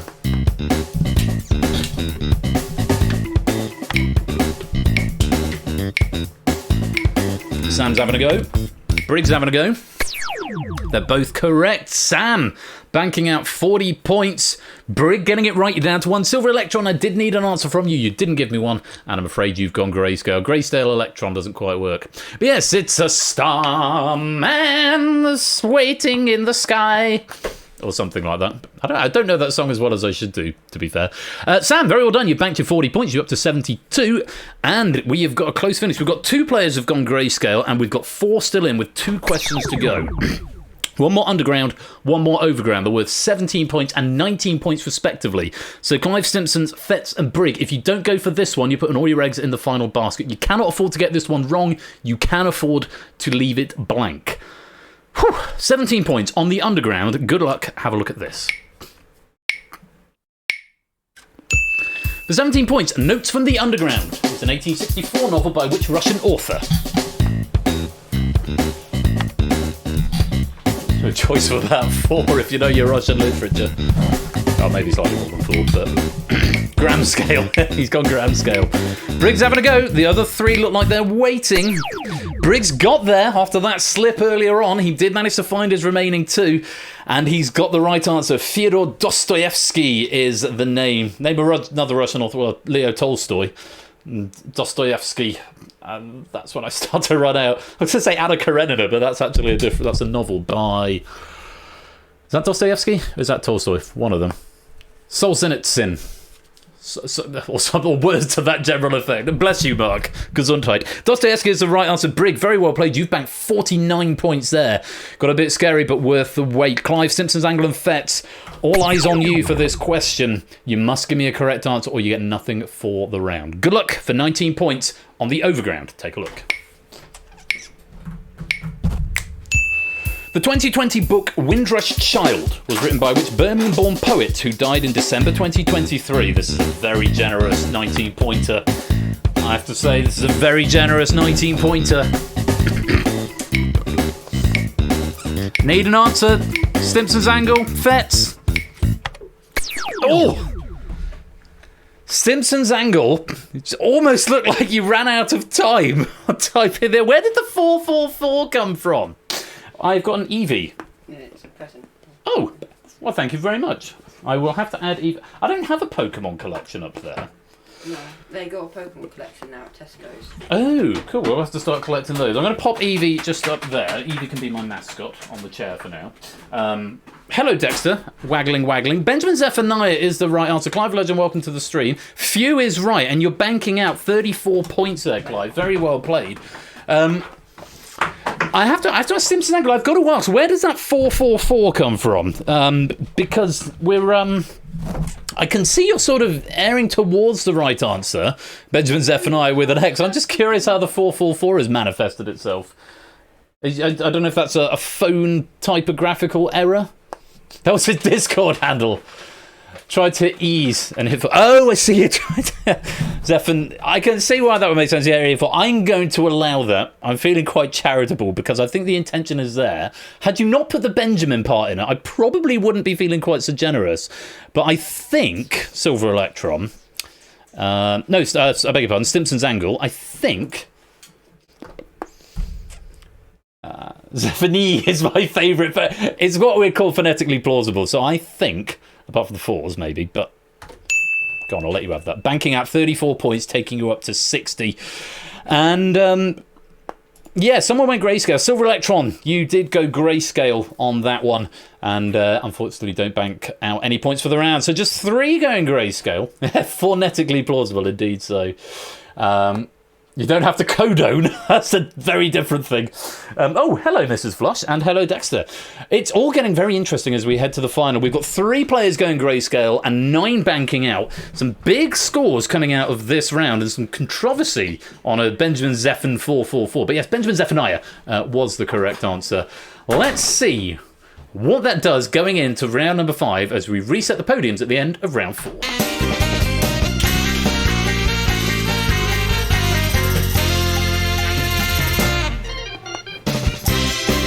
Whoa! Bloody hell. 76, 74, 72, 70. Crikey. Clive is in pole position on 76. Shapes is gliding overall on 74. Samster is in third with 72. Mark is in fourth with 70. Bloody hell. The record is not at risk, but that is a tight top 4. And it's not that much of a gap then down to Brig on 63 and Stimpson on 60. A little gap in down to Proogs on 39, Kamikaze 35, Mr. Vertigo 30, Grams 18, Fetz on 9, and Silver Electron on 4. But it could be anybody's game. We do know that the lowest winning score of this game belongs, I think, to Paulister, who won this game with 2 points one time. But I will say I'm casting eyes over the round 5 question in this game because it's been remarked once or twice by a couple of people that the round 5 question tends to be too difficult, and it was the case it was this week, so I have advised it be diluted, and that's all I'm going to say on that subject. But yeah, that's coming up in just a minute. Just before we do that, let's check in with the lobby game. Toot back into the lead on 107. Dalton's got 103. Nando's on 90. Inca 78. Ralph, nice, 69. Zeus 57. BC 51. Fluffy Bunny 49. Ramsey 45. AB Me and Jog 38. Colo and Apodo 33. Flyboy 32. Tadaru 31. Topper 27. Listwitz 21. Nafta 20. Battyman and Pickle Rick on 17. Silent Marine 12. Kegler on 7. Wonder Taz 7. Puzzle Down 4. Still got -1. Dev -7. Nailed it. And we're through. My guess is Robinson's. We will see what happens as we go to round number 5. Correct, all in, baby. Yeah, I don't know where Strathdy is tonight, but anyway, on we go to the big finish. You need to wager from 10 points up to your current score based on a category. If you do not have at least 10 points, you will be given a default bid of 10. Answer the puzzle-based question within 30 seconds. Answering correctly wins you your wager. Answering incorrectly loses you your wager. Simple as that. Basically a big fat round of Final Jeopardy. You should be being displayed on your devices now the scores of the relevant game you're playing in, either the lobby game or the hot seat game, so you can make a tactical decision about how many points you want to wager depending what the category is. And of course it's very, very close, so there may be some interesting bids and some strategy going into this. So I'll give you a few seconds just to mull that over and decide how many you want to bid. Fets and Silver Electron, you won't be able to submit a bid because you've got fewer than 10 points. Everybody else, take note, you must type your bid on this. Okay, it's not a press one, it's the only one where you have to type your bid. Okay, so bear that in mind. You'll be typing your bid. If you don't give me a correctly syntactical number, it will send it back to you. If you don't give me a bid within 10 seconds, then you will get the default bid of 10. All right, so think carefully, get ready to type. You've only got 10 seconds and they do go quick. So make sure you get your bids in. Hopefully, you've got a bit of an idea about what position you're in and how many points you want to wager. I will tell you that the answer to the big finish question is a number. And here is the category. 10 seconds to get your bids in. The category is the history book on the shelf. Waterloo. I was defeated, you won the war. Get your bids in. Quick, quick, quick.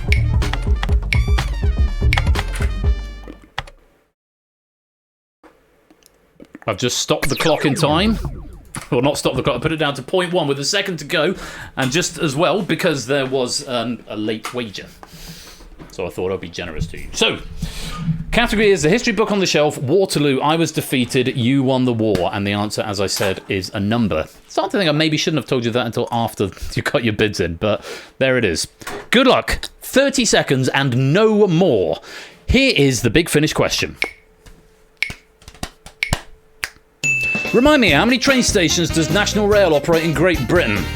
Told you right back on question 1. Alternatively, work out 5 squared and then put the number that's 4 less than the highest 2-digit prime number after it, and you've forgotten. If you've forgotten.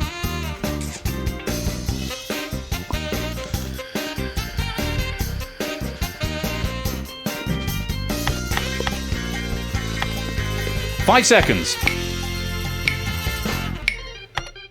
Quick! And Simpson's Angle just out of time. And this is the one round, whilst I have seen your bids, I have not seen your answers. So I do not know what you have said.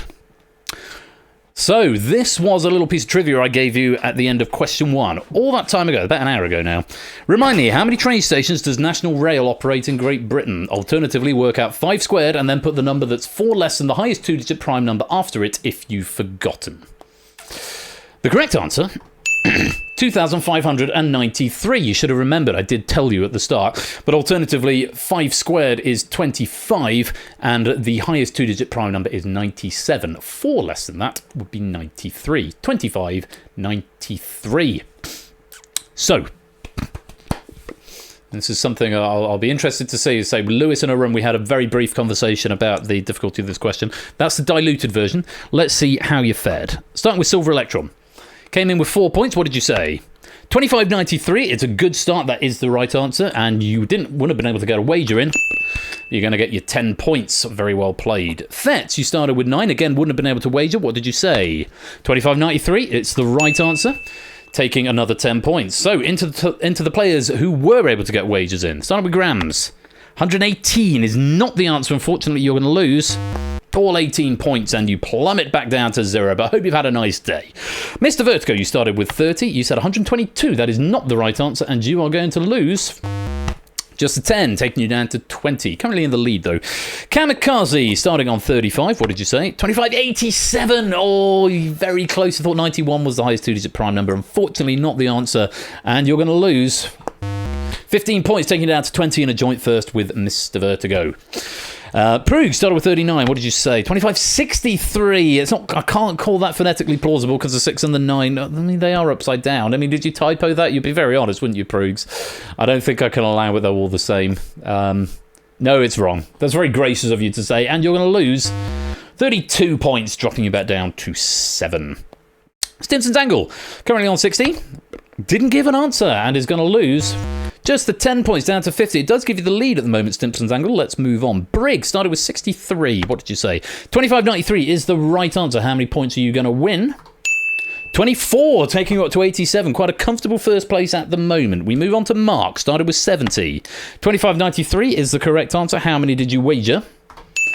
30 points up to a nice round 100. Mark with the lead, Brig in silver position, but the top 3 to go. Samsa did give us 25.93. How many points did you wager? He went all in and he's up to 144. He's in the lead. Shapes started with 74. 25.27 is not the right answer, Shapes. How many points did you wager? Just a 10. You're down to 64 and into third place. Just Clive to go. Started with 76. What did you say? 25.93. It is the right answer. Clive, if you've gone all in, you are going to be our Google That champion. If you did not shove, as OM Dalton is saying in the chat, then it will be Samster. He's got the high score at the moment. Clive did give us a right answer. How many points, Clive, are you going to win?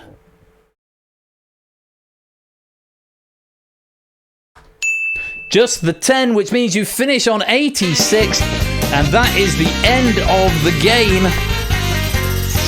Clive goes from pole position to finishing on the middle row, and it's the bronze to Brig, the silver to Mark, and the gold medal to Samster.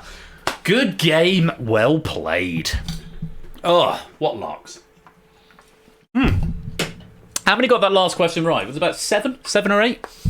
That's how many I feel should be getting the last question right. That's the about 2/3 to 3/4 should probably be getting it right. Absolutely incredible scenes. And Jogging, welcome to the stream. Lovely to have you here.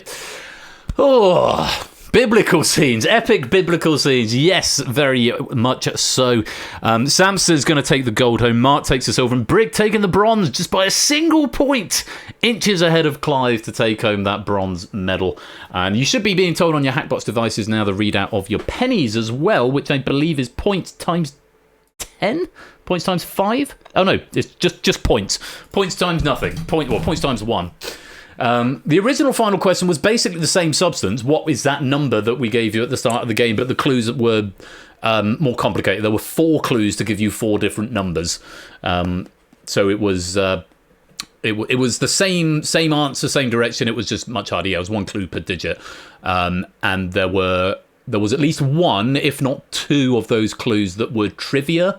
So and because of the nature of the question, if there's one that you didn't know, then you'd lost the whole thing, which feels a bit mean on the end game of Google That, where if you're having sort of sub clues, which is in the spirit of the game, sub clues to work out a bigger answer, sort of little mini puzzles, but they should be puzzles rather than trivia at this point in the game, because otherwise, if there's one piece of trivia you don't know to get a larger puzzle, unless it's sort of entry-level trivia, as it were, then it just feels a bit mean. But this is one I'm having a hands-on every Big Finish question that comes through the ranks. I get eyes on and have a second opinion on it, irrespective of who's proofing.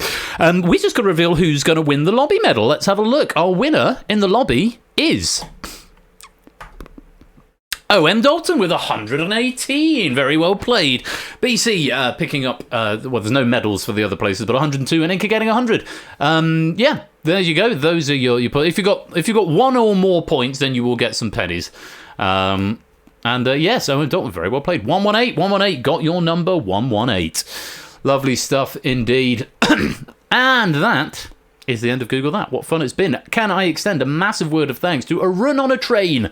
Wherever you are on a train, Arun, or if you're watching on the VOD, it's been great to have you write for us. It's been a lovely pack, and very many thanks to Lewis as well, who's gone through and done the proofing for me over the weekend. So very, very grateful. Lovely, lovely pack, some big scores, and I hope you've all had fun with it. But the night doesn't end there, because coming up in about 5 minutes' time, we have got Risky Business. Yes, it's Risky Business, as written by Riff Raccoon. Should be a lot of fun. Again, again, Lewis has proofed this one, so I'm hoping he's going to remain on the periphery to furnish us with more details if and when we need them.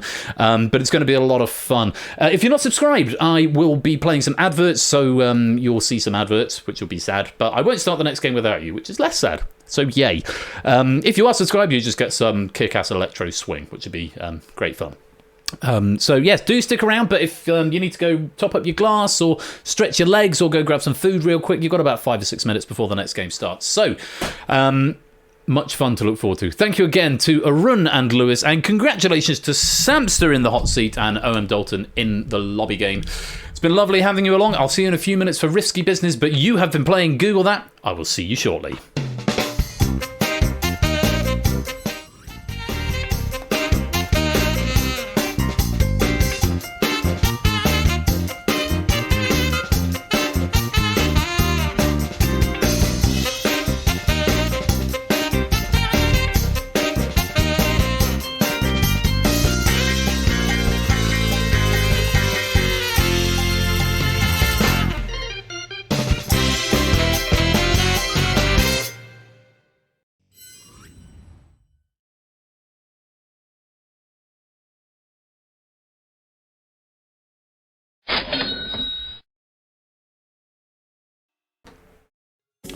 And coming up, oh, excuse me, the continuity announcer's got it deeply wrong.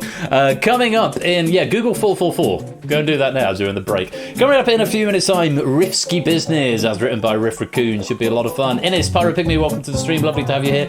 Grab your bonuses right here. I will also cash in those 100 pennies that have come in from the micro pennies. Make sure you do that because they all count towards penny totals in the prize draw, which might be being delayed. I'll say something in between the next game. But adverts coming up if you're not subbed, but don't worry, we won't start the next game without you.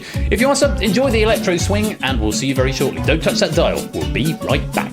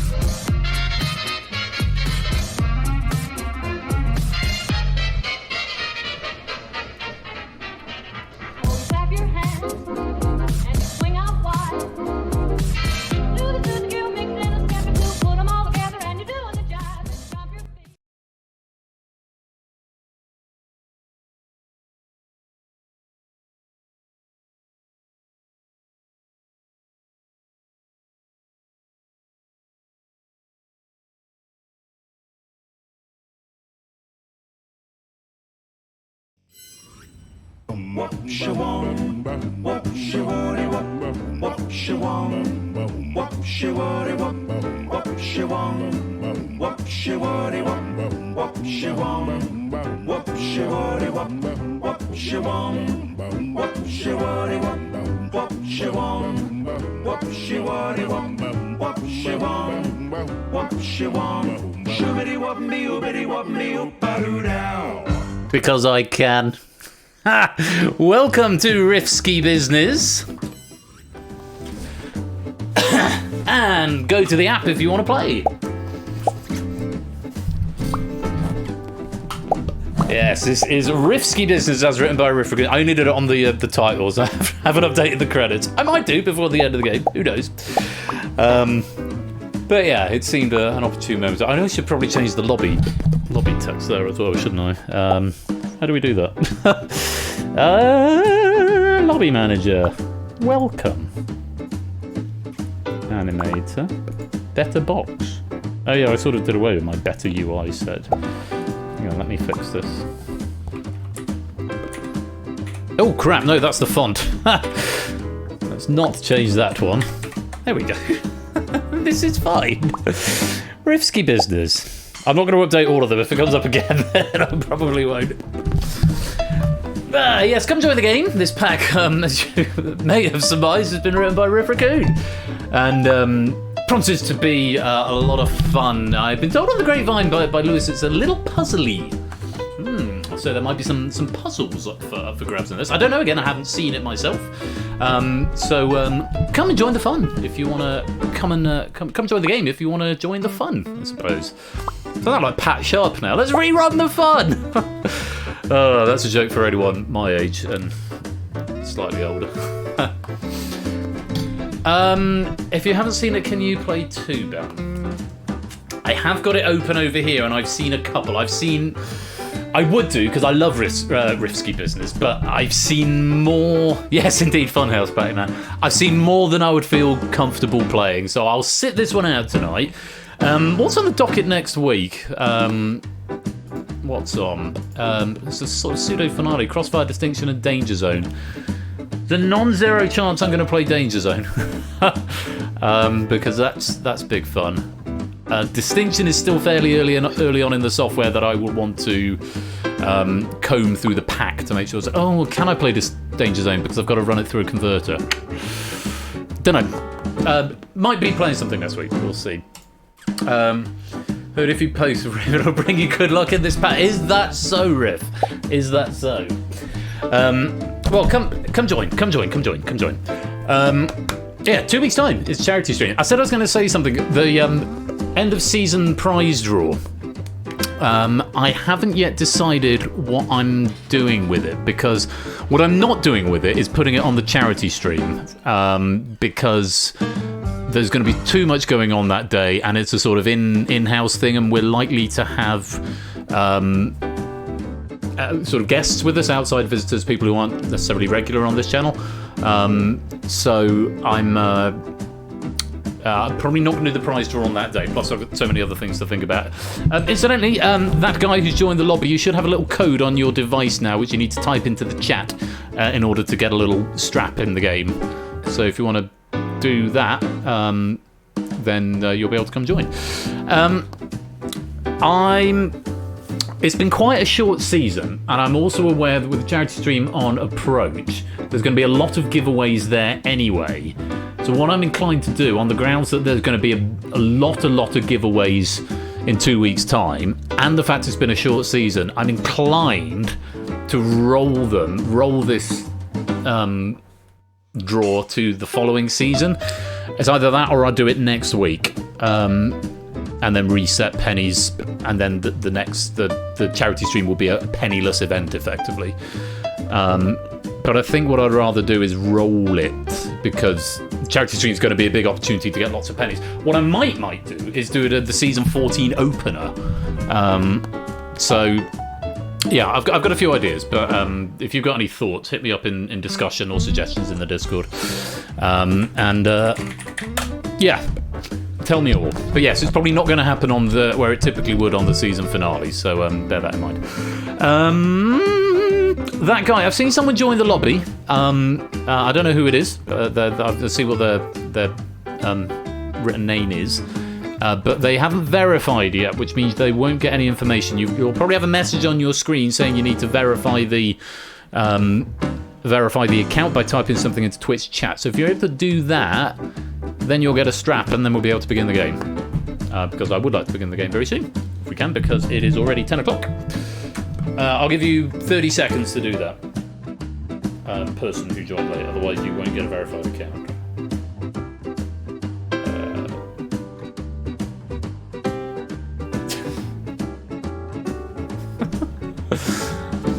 Right, a pack of risky business for your quizzing pleasure coming your way. I see a suggestion. Owen Dalton, Ari, your suggestion. I don't really want to be doing it. Bear in mind, I'll have been streaming for upwards of 14 hours at that point. I really don't want to be doing it at the end of the night. Plus, there's other things that are happening that aren't scheduled yet, which need to go in there. It would just be, I feel, it'd be the wrong thing at the end of the end of the episode. Although it's the 400th, so I'm more leaning towards season opener. But yeah, I see what I'm saying. If there's so much going on at the end of 14 hours, that's not where I want to sort of end the night. Well, player who joined, who I don't know who you are, you haven't got validation, so you're not going to get any questions until you verify your account. But I am going to get on with the game because we have got 1, 2, 3, 4, 5, 6, 7, 8, 9, 10, 31 players in the game, and I think we should get on with it. Let's play Risky Business. And there is that room code. If you want to join midway through, you can do that. Let's go into round number 1 and explain the rules.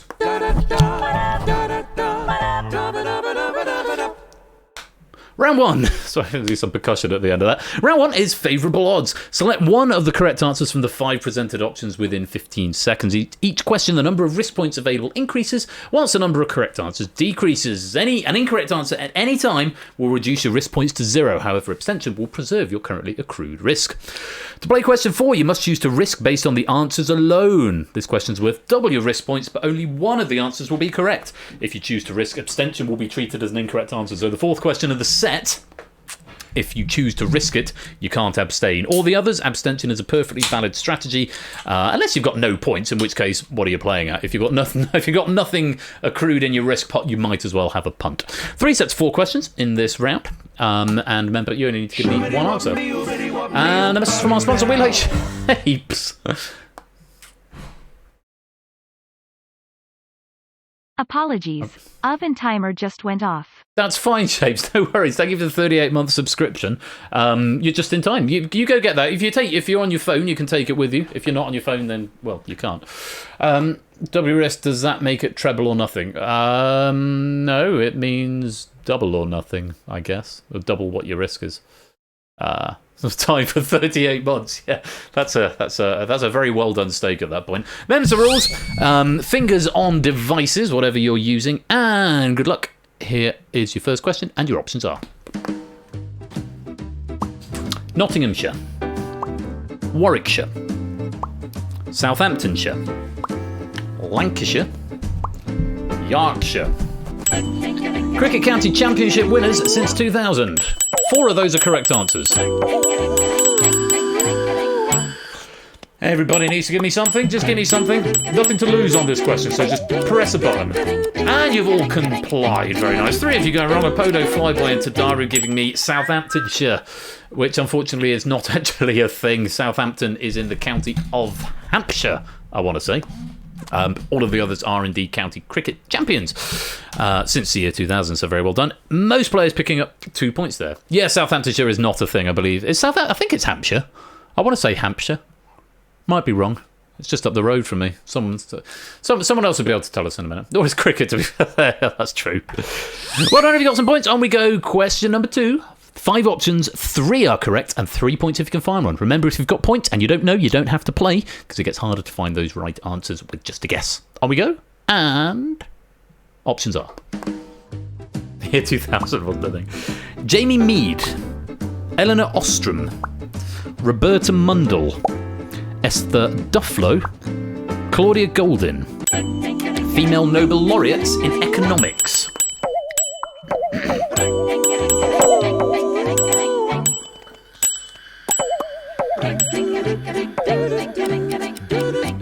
couple of people maybe setting this one out. Can't say it's a blame you, there's a lot of boing happened there. Eleanor Ostrom, Esther Dufflo, and Claudia Goldin were the correct answers rather on there. Jamie Mead and Roberta Mundell were the wrong answers. These are the only 3 female Nobel laureates in economics. There are 5 called James. One is called James Mead. And apparently 8 called Robert. One is Robert Mundell, but not Roberta or Jamie, unfortunately. So very well done if you found an answer there. Most who got a right answer moving up to 5. Apodo moving up to 3. 4 players abstaining on 2, and a few players wiping out. Another one coming up. 2 correct answers up here. 5 points if you can find one, and your options are... Duflo rather than Dufflo. His Grace is quite right. BC Lions, Winnipeg Jets, Ottawa Senators, Saskatchewan Roughriders, Vancouver Canucks. Canadian Football League champions since 2000. Only 2 right answers up there. Remember, you do not have to play. Especially if you've got risk. If you wipe out here, you won't be able to play question 4. Quite a few people erring on the side of caution. Oh, Colo. Was that Colo coming in with the late answer there? Late correct answer. Colo Nando coming in with late correct answers. Very well done. BC Lions and Saskatchewan Roughriders were the correct answers. The other 3 are NHL teams, but there was... I don't know why I said NHL like that. The other 3 are NHL teams, but there was also an Ottawa Senators CFL team back in the 1920s. Oh, I've said NHL like that because it's not the same as CFL. That's why. So yeah, Winnipeg Jets, Ottawa Senators, and Vancouver Canucks are all NHL teams, and Canadian Football League teams, BC Lions and Saskatchewan Roughriders. Yeah. BC Natter, Mr. Vertigo, on, Proogs, Shapes, all abstaining, saving 5 points. We've got, and everyone who has got an opportunity to risk it has got at least 5 points. AB Me down to Shapes on 5, Ralph and Kamikaze on 7, Apodo on 8, and a smattering of players, 1, 2, 3, 4, 5, 6, 7, 8 on 10 points. Question is whether they want to risk. Remember, if you choose to risk, you can't abstain. If you don't want to risk, we'll put your points straight into the bank and you won't be able to answer this question. Remember, there's 1 right answer, and if you find it, you double your point. And I'm not going to tell you the question neither. Your options for the risk question are Trent Lott, Harry Reid, Tom Daschle, Bill Frist, Dennis Hastert. Ankle risk, 7 seconds.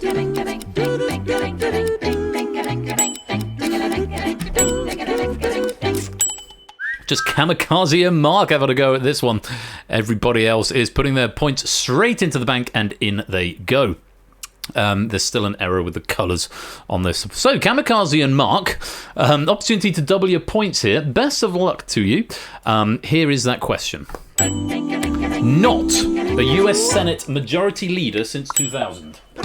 Mark not wasting any time on that one. And Kamikaze's gone the wrong way and wipes out those 7 points. Bad luck. Yeah, it's a not question. So 4 of them are... You're looking for the one who's not, who is Dennis Hastert. He was the, he was the leader of the House of Representatives, but he was never a senator. The other 4 were. Very well done, Mark.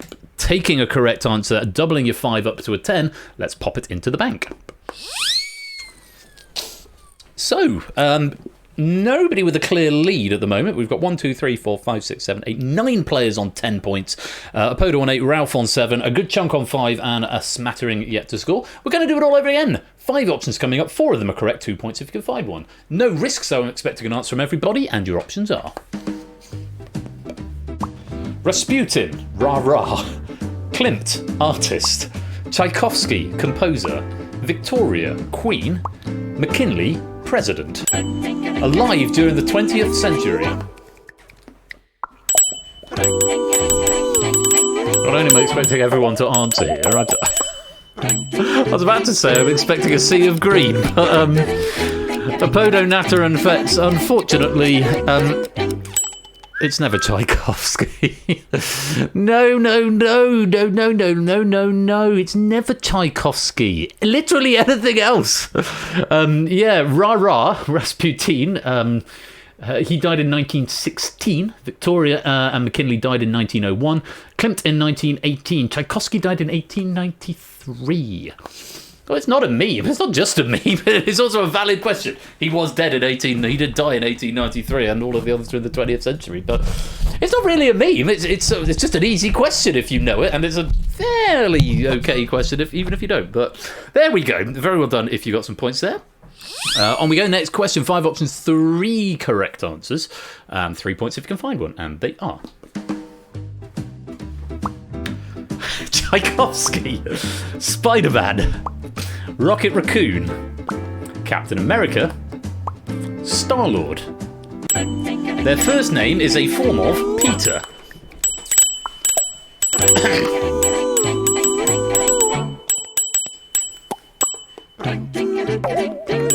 Oh, Tadaro denies us a sea of green. Losing their 2 points. Riff, you were a very bad raccoon. It's never Tchaikovsky until it is. Very occasionally. Yeah, now it's Tchaikovsky. It was never going to be Tchaikovsky on the first question, was it? It's no, not Tchaikovsky in this case. Yeah, Piotr Ilyich Tchaikovsky. Star-Lord, of course, is Peter Quill, and Spider-Man, yes, is Peter Parker. Captain America is Steve Rogers, and Rocket Raccoon's name is, in a way, 89P13, but that is not Peter. So Rocket Raccoon and Captain America, wrong answers. But in this case, Tchaikovsky was the right answer. Well done if you got him. One more question before the risk question. 5 points available here from the two, if you can find one of the 2 correct answers. Take a look at this. Dora the Explorer, Tchaikovsky, Buzz Lightyear in Toy Story, Squidward in SpongeBob SquarePants, Poe, the Teletubby, not the river. Likely over 6 feet tall.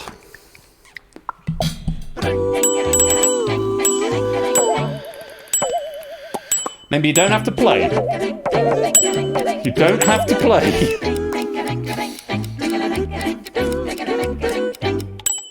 Riff is a very bad raccoon. I do need to get my QI klaxon back up and working again. It's never him until it is, and now 2 questions in a row. The blue whale alarm has gone off. Tchaikovsky, yeah, likely over 6 feet. Is reportedly around 6'2". Poe is a terrifying 6'5", as my wife and I were discussing the Teletubbies last night. And they were enormous. Used to tower over children and terrify them. But yeah, Poe is 6'5", the other right answer there.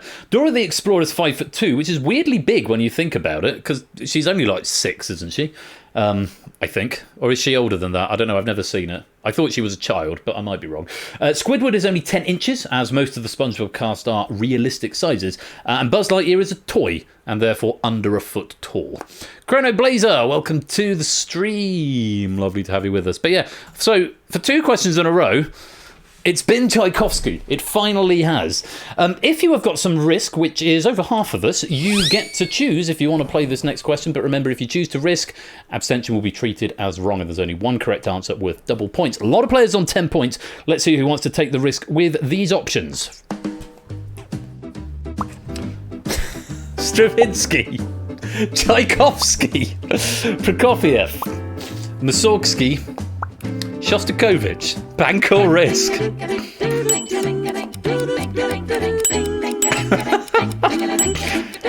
I hadn't realised when I glanced at this. I thought there were 3 Tchaikovsky answers in this pack, but no, it turns out there were 4 Tchaikovsky answers in this round. Now, is that a right one or a wrong one? I don't know. We've got Ralph, Flyboy and Proogs all risking all 10, Jogging Home, Dalton and Shapes risking 5. Everyone else has put points in the bank.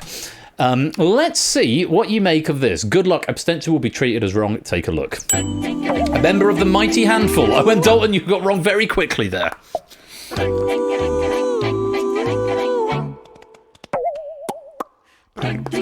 Ralph is wrong. Flyboy's doubled up. Jogging and Shakes wiping out, and Proogs doubling up. Yeah, it's never Tchaikovsky. Oh no, it didn't. Oh mate, I'm sorry about that. Have you gone to tap the screen to bring your phone back to life and you've tapped it? Yeah, it's never Tchaikovsky. Again, the meme comes again.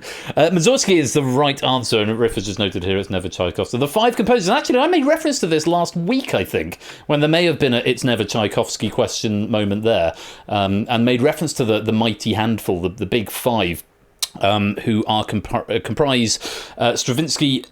Mussorgsky, Borodin, and I've forgotten the rest. Mussorgsky and Borodin, Scriabin, I think. That's the last Tchaikovsky question, I swear. Who are the other 2, Riff? I'm determined not to click the link. Mussorgsky, Scriabin, Borodin. I'm going to click the link. I will click the link, and I will be told. How close was I? Oh, Balakirev. Oh no, there wasn't a Scriabin. Mili Balakirev, Cezar Cui, who I've never heard of, Modest Mazurski, I must have heard of him at some point in the past, Rimsky-Korsakov, of course, and Alexander Borodin. Oh, I got 3 out of 5. Not bad. Good. Happy days. Right, Prues and Flyboy, let's pop those 20 points into the bank. Lovely, lovely. You've got a tied lead of 25. Clive, Fluffy Bunny, and Grams all on 20. ABME, BC, Brig, Nando, all on 15. A few players yet to score, but we've got another 4 questions, 5 answers coming up. 4 of them are correct, and 2 points if you can find one. Good luck. Options are Rimsky of Korsakov, very nice. And ostinato, to monologue on a topic, a much-loved member of the game night community, Cockney rhyming slang for thief, Reykjavik International Film Festival. Riff. Also, Rimsky of Korsakov is worthy of a honk, Lewis. 2 honks, in fact. I like that. Oh, Grams!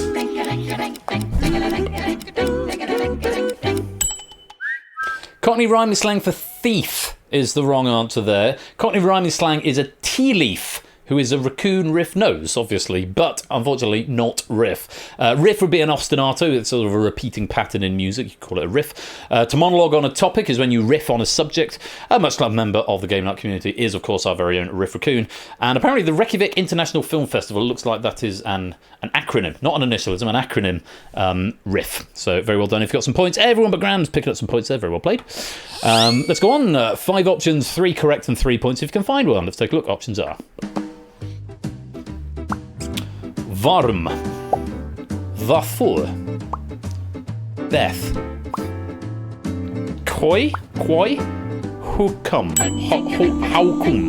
Haukum. Why? Why you make me read these things?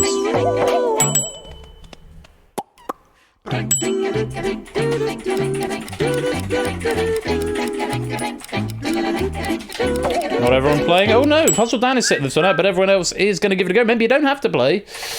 Hang on a sec. I just need to type something.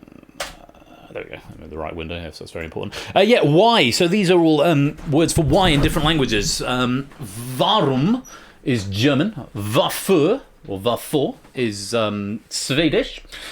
Hokom, or haukom, is that hokom? I think hokom. That's Afrikaans.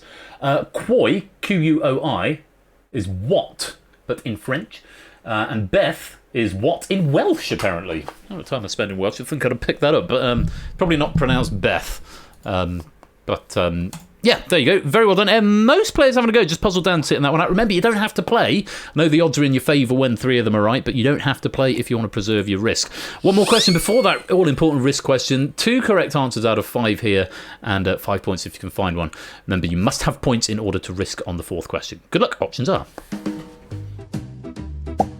Athens of the North, Deer Green Place, Old Reekie, Gateway to the Highlands, Granite City. Edinburgh? I actually couldn't see the question. I could only see the answers. Beautiful.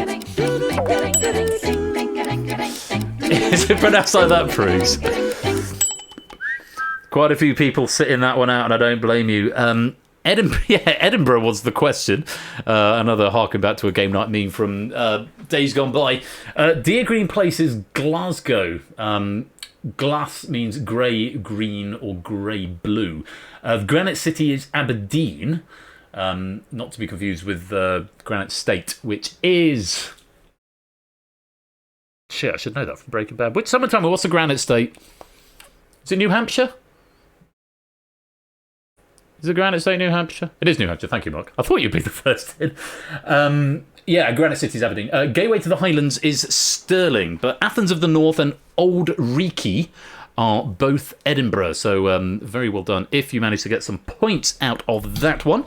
Let's clear that question down. So 1, 2, 3, 4, 5 players with 10 have to decide whether or not they want to risk this question.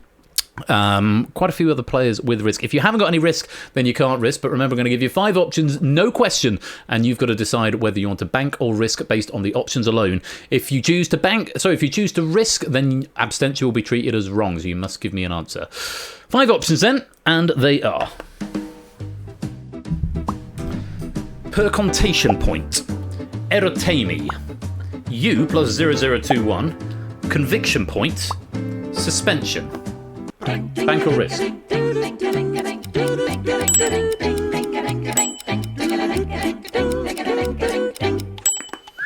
Just the 3 choosing to play on this one. Puzzle down Ramsey and Grams. Everyone else's points going into the bank. Where on earth is this going? Good luck. 15 seconds, and here is a question. Mark.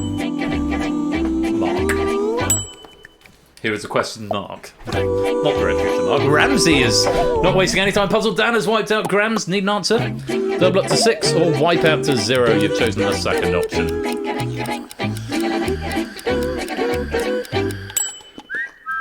Erotimi. Ramsey getting the answer. Doubling his 5 up to 10. Percontation point is a backwards question mark used to indicate a rhetorical question. Every day's a school day. Conviction point is an exclamation mark with a crossbar for when you're really sure. Suspension is another name for an ellipsis. The percontation and conviction points were proposed by French author Hervé Bazin in 1966. U plus 0021 is Unicode for the exclamation mark. But erotemi, or erotime, it's the exclamation mark to Daru. Erotimi is the correct pronunciation of the question mark, or the correct symbol, the name of the symbol of the question mark. It's an erotime, and that is something I did not know when I woke up this morning. Good. Well done, Ramsey, doubling up your points. Let's put them in the bank and check out the scores at the end of round 1. Well, we have got Flyboy in the lead with 35, Proogs in second with 30, Clive, Fluffy Bunny and Nando tied up for third with 25. AB Me, BC, Grams, Mark on, Ramsey all on 20. Podo's got 16, Brig and Jogging and Colo and Dalton and Stimpson have got 15, Natter and Fetz have got 13, Ralph is on 12, Battyman, Kegler, Mr. Vertigo, Pyro and Stilgar all on 10, Kamikaze, Giarsons, Puzzle Dan, Shape, Silent Marina, Tadara all on 5, which means everyone has some points. Hurrah and huzzah. Lovely to see no one is going home empty-handed this game, but let's see if we can get you some more points as we move on to round number 2.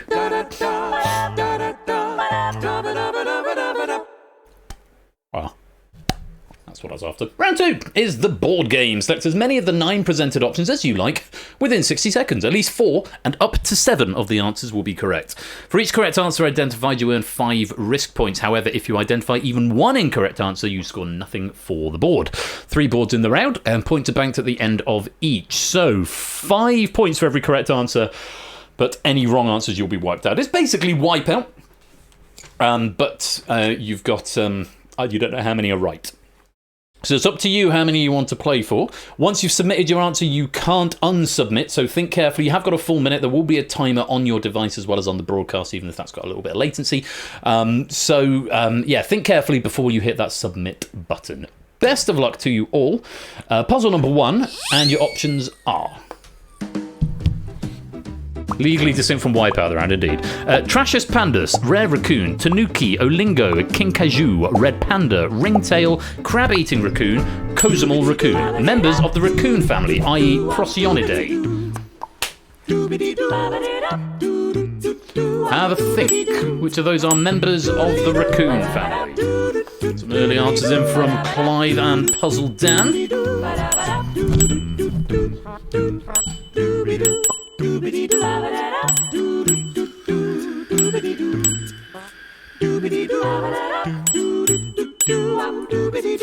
Keep those pings coming.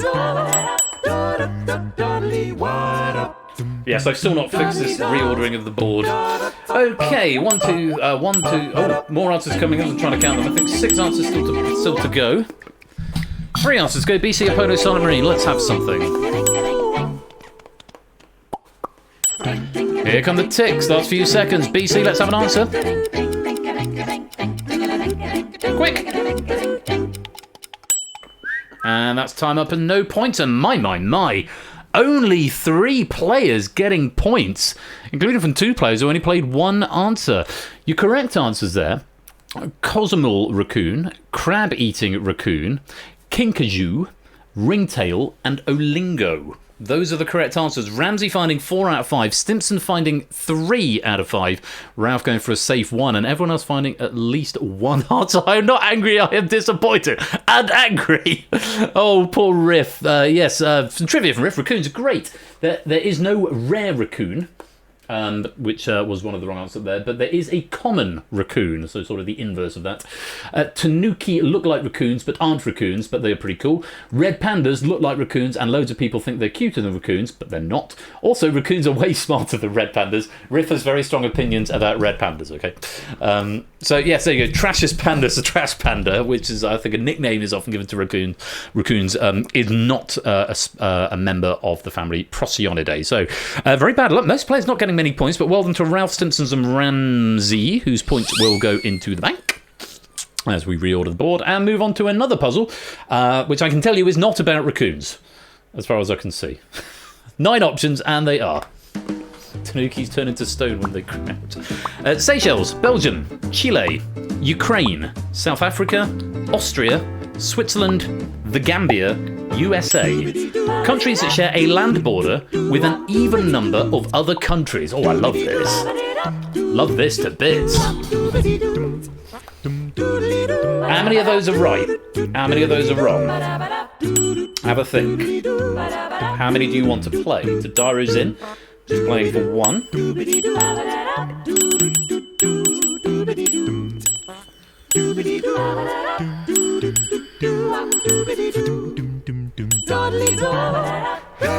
This reordering of the board is kind of growing on me, I'm not going to lie. The sort of the stop-start thing. I know it's not great, but yeah.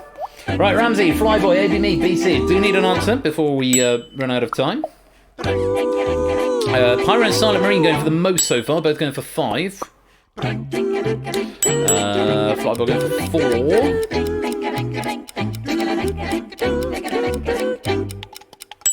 It's comical, I deem it a feature. Yeah, me too. And okay, we've got a lot more green going on there, which is nice to see. BC picking up the most points there with 4 correct answers for 20 points. Both of those answers, both Pyro and Silent Marine, who went for 5, unfortunately you found a wrong answer. Seychelles, Belgium, South Africa, Austria and the USA are the correct answer. Austria borders 8. I know Austria has a lot of land borders. South Africa 6, Belgium borders 4, the USA 2, and the Seychelles doesn't border any, but 0 is indeed an even number, as has been discussed on QI at least once. Ukraine borders 7, Switzerland 5, Chile 3, and the Gambia 1. And Riff has just reminded you as well, yes, 0 is an even number. So well done if you banked some points there. BC taking 20, he'll be very pleased with that. Quite a few wipeouts, but let's put the points into the bank. BC with that 40 takes him to a joint lead with Ramsey and Stimpson's Angle. 1 more board coming. 9 options and 5 points for every correct one you can find, as long as you don't find any wrong ones. Good luck. And your options are: an appetite for the orchestral, a craving for Kaplunk, a passion for puzzle competitions, their family tree, a taste for travel and a tipple, a love of the continent, a fondness for Fleming, a devotion to Dungeons and Dragons, and a love of the French. Things only Connect champions were united by in their series final introductions. Here's one for you OC people. I wonder if anyone in present company was in one of these teams as a free answer. Who's thanking Ape for this one? Because Ape is an encyclopedia of knowledge on Only Connect stuff, I know.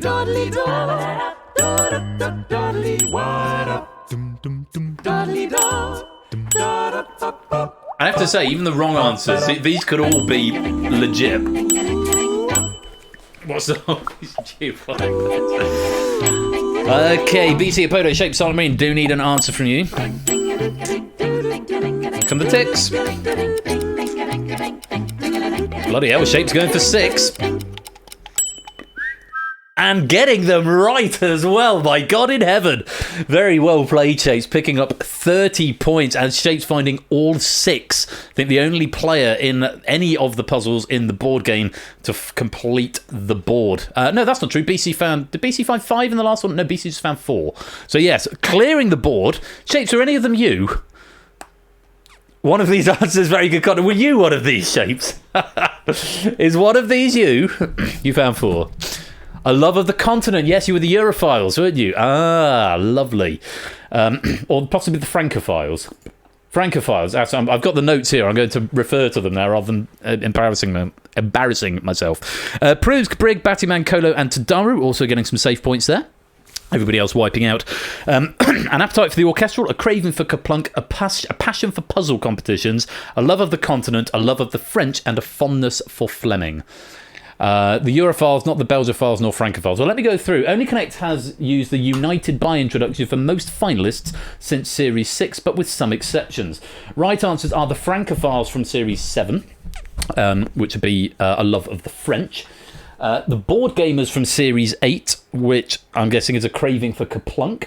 The Europhiles from Series 9, which is, I think, Shapes' year, a love of the continent. The string section from Series 11, that's an appetite for the orchestral. United by an appetite for the orchestral, they are the string section. 007s from Series 15, a fondness for Fleming. And the Puzzle Hunters from Series 16, a passion for puzzle competitions, Series 16. Wrong answers were... now. It says here in my notes, and I don't know if this has changed, it says wrong answers were runners-up. Oh, sorry, it does say champions in the question, forgive me. I missed that. Yeah, wrong answers were runners-up. So relatives from Series 9, united by their family tree. The Cosmopolitans from Series 12, a taste for travel and a tipple.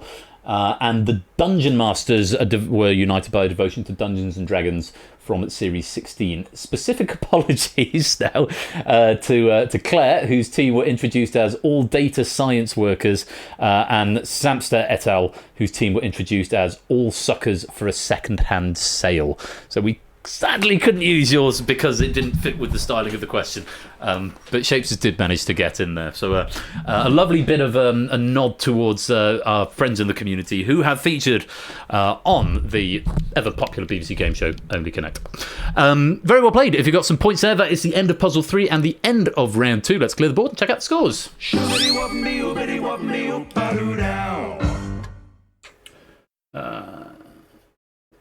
Valid point, Proogs, in RE suggestions.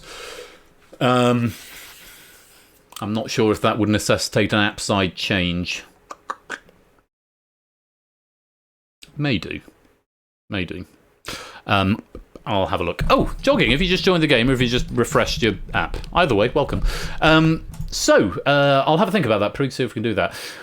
At the end of round 2, Proogs and Shapes are tied at the top with 45. BC, Ramsey, and Simpsons Angle are tied in second with 40. Clive, Fluffy Bunny, Flyboy, and Nando are all tied in third on 35. Amy and Brig both on 30. Rouse on 27. Battyman is on 25, as is Kolo. Apodo on 21. Grams, Jogging, Mark, Dalton on, all on 20. Fetz on 18, Kegler, Mr. Vertigo, Stilgar on and Tadaru on 15. Natter's got 13, Giadsons and Pyre on 10, Kamikaze Puzzle Dan and Sart Marine on 5. But all of that could change as we go to the final round. That board has somewhat overinflated my actual performance thus far. Well, let's see how you fare in the final. The final is this or that. Select the correct answer from 2 options presented within 7 seconds. Answering correctly earns you increasingly more risk points, so 1, then 2, then 3, then 4, and so on. Answering incorrectly at any time will reduce your risk points to 0 and reset your streak. But if you abstain from a question, it banks your risk points and resets your streak anyway. But it does keep the points you've accrued safe, but you have to start building up again from 1. With 15 questions in the round, there's a maximum of 120 points up for grabs. If you can get 1 plus 2 plus 3, ... plus 15 would be 120. But it would require 15 correct answers in a row. So, for this round, let's just say I had an idea. Well, let's see what happens. Good luck to you all. It's this or that. Round 3, this or that. Question 1, this or that. Say it 3 times, Ben. A or B, options are. In fact, we don't have A or B anymore, but we do have this or that. Mercedes. Red Bull Racing. A main character in Glee. What the answer to this one is? It's Mercedes. Batty Man did go for Red Bull Racing, not lost anything there. But everyone else getting it right. No, it's not Formula One, is what Riff has said in the notes. Yeah, Mercedes is a main character in Glee. Most players getting a single point there. On we go. Question 2. This or that, A or B, options are Pisces. Taurus. Sounds like a topological donut. Nah, I've just got there. Taurus. No, it's not zodiac signs, as in it is a homonym or homophone of Taurus, Taurus, the geometric shape that looks a bit like a donut. It's not zodiac signs. Most players getting that one. A couple wiping out, jogging, Kegler, Silent Marine, Battyman wiping out on that one. A handful of players putting a point into the bank. Let's add it in there and go on to question number 3. This or that, A or B, options are capital of Madagascar. Capital of Vanuatu. 1000 in Roman numerals.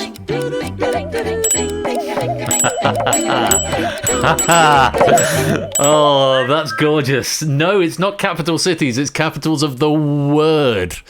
Last week was Pisces week on Ben's Game Night. Yeah, and this week we're very much on Taurus this time. Capital of Madagascar is M. It's not capital cities. That appears to be the direction this round is going in. The capital of Madagascar is indeed an M. Very well played. We've still got quite a few players with the maximum risk streak of 6. A lot of players wiping out there and a smattering putting points into the bank.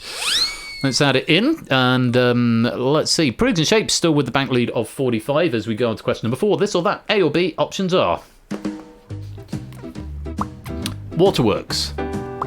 The Electric Company. Emmy Award-winning PBS show. And if you've got risk, you don't have to play. Pyro and ABB losing 6 points of risk there. Bad luck. You wipe out. The answer was The Electric Company. No, it's not Monopoly. On. And Mr. Vertigo putting 6 points into the bank. Pyro losing 6 on that question. Bad luck on that one.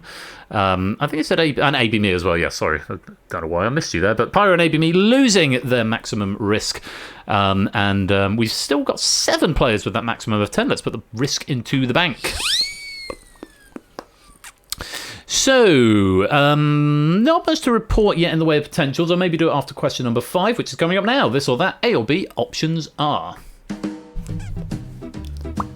15 and crystal, 10 and tin. Change one letter.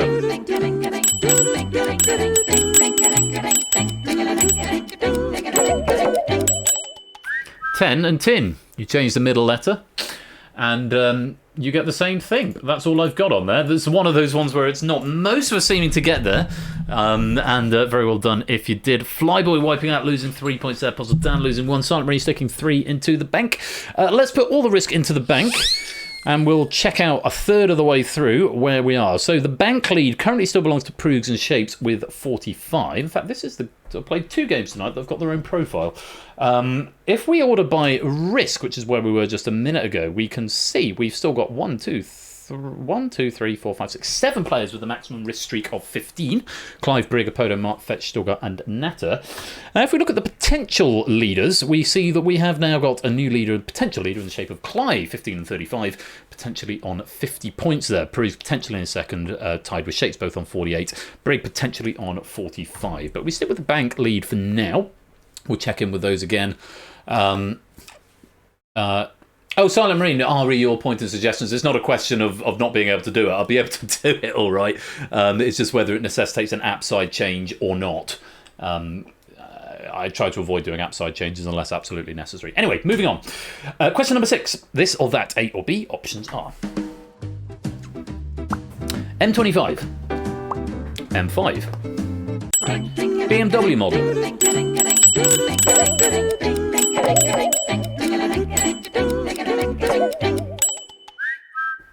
it's the M5.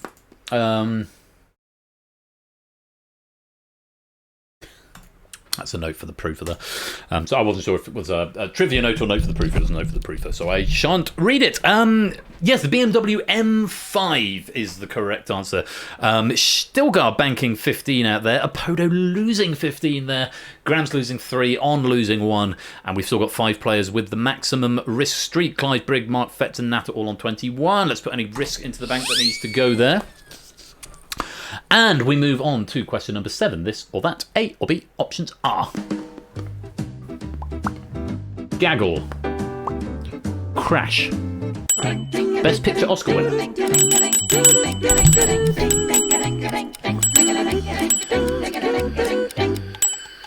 that would be Crash. It's a gaggle of geese and a crash of rhinos, but we're not asking about animal names here, animal group nouns, it's not that. Battyman and Tadaru putting 6 points of risk into the bank, and let's put them there now.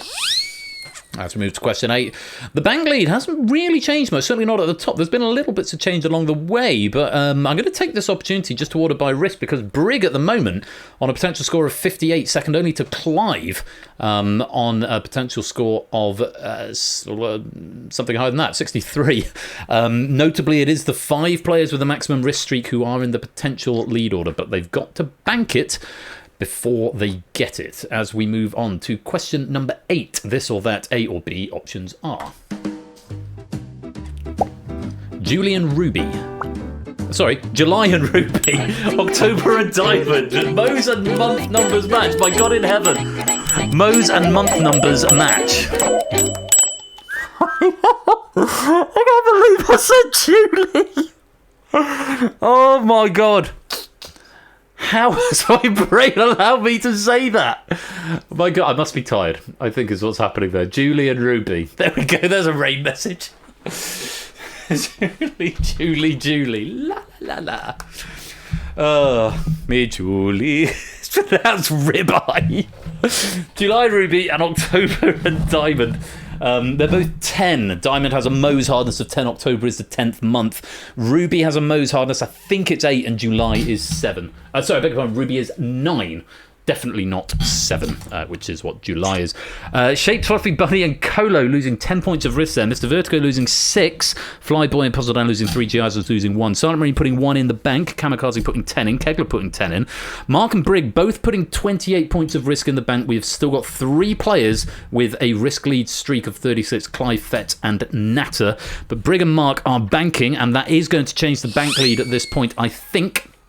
Indeed, so Brigg takes the top spot in the bank with 58, Mark in second with 48. Proogs has got a potential score of 60, but it's eyes on Clive at the moment. Clive and Fetz, latterly Fetz, and possibly Natter as well with that big risk score. Because, of course, the more questions they answer, the bigger that risk gets. On we go. Question number 9. This or that, A or B, options are Ron, Harry, US President first.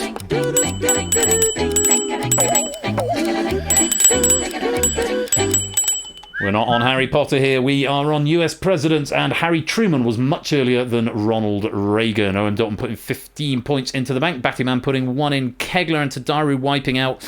Clive, Fetz and Natter continue their risk streak now with 9 questions right in a row, and they've got 45 points of risk. Very well played. Let's put the points into the bank. And I'm now thinking I missed a trick by not having the timer bar behind the question strap. I've got 2 straps up there unnecessarily. Oh well. I like my timer bar here. Briggs still with the bank lead, but players looking to encroach upon him. We'll take a look at the potential scores after this question. It's question number 10. This or that, A or B, options are Edward the Second, Henry the Fifth, the letter Y,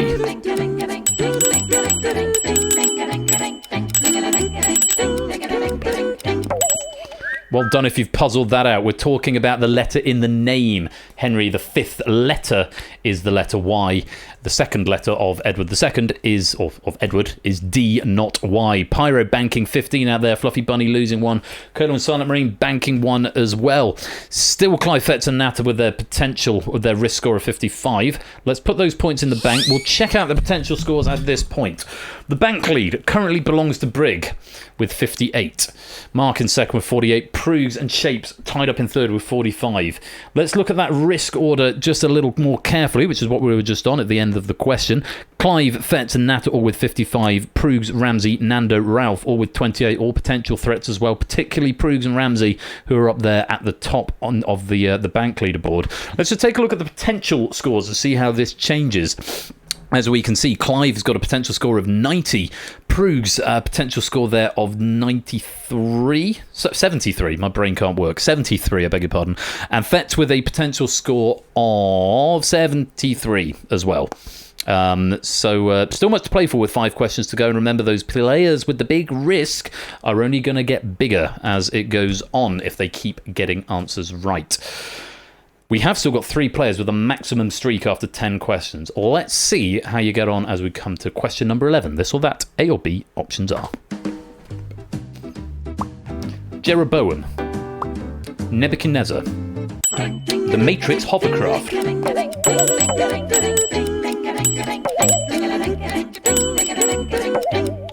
I'm afraid we are not on champagne sizes now, we are on movie vehicles, and it's the Nebuchadnezzar, which is Morpheus's hovercraft in The Matrix. Recently rewatched the Matrix trilogy. They've stood up quite well. I quite enjoyed them.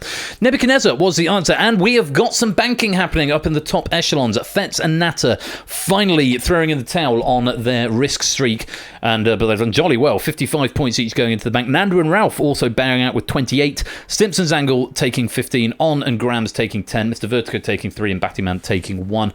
Few wipeouts. Don't know, don't care. Bang. Solid strategy. A few wipeouts there. Ramsey losing 28 on that one. AB Me losing 21. Shapes and Puzzle Dan losing 3 to Daru losing 1. That's bad luck there. We have still got one player who's 11 for 11, and that is Clive with a risk score of 66. Let's put the points into the bank. And we have a new leader in the shape of Fetz, 73 points banked. Natter in second with 68. Nando now in third with 63. Brig, though, has got a 3-question advantage, so he's fourth with the bank, but could overtake, because remember, his risk is going to go up much higher. And of course, all eyes still on Proogs, 36-45, and especially Clive, way down on the bank leaderboard, but a potential score at this point of 101, and still 4 questions to go. Let's go to the next. Question 12. This or that, A or B, options are. No, still going. So I've watched the trilogy recently. It's mentioned a few more times in the sequels. But yeah, it's more than once. On we go. Question 12. This or that, A or B, options are. Ounces. Pounds. Snow leopards.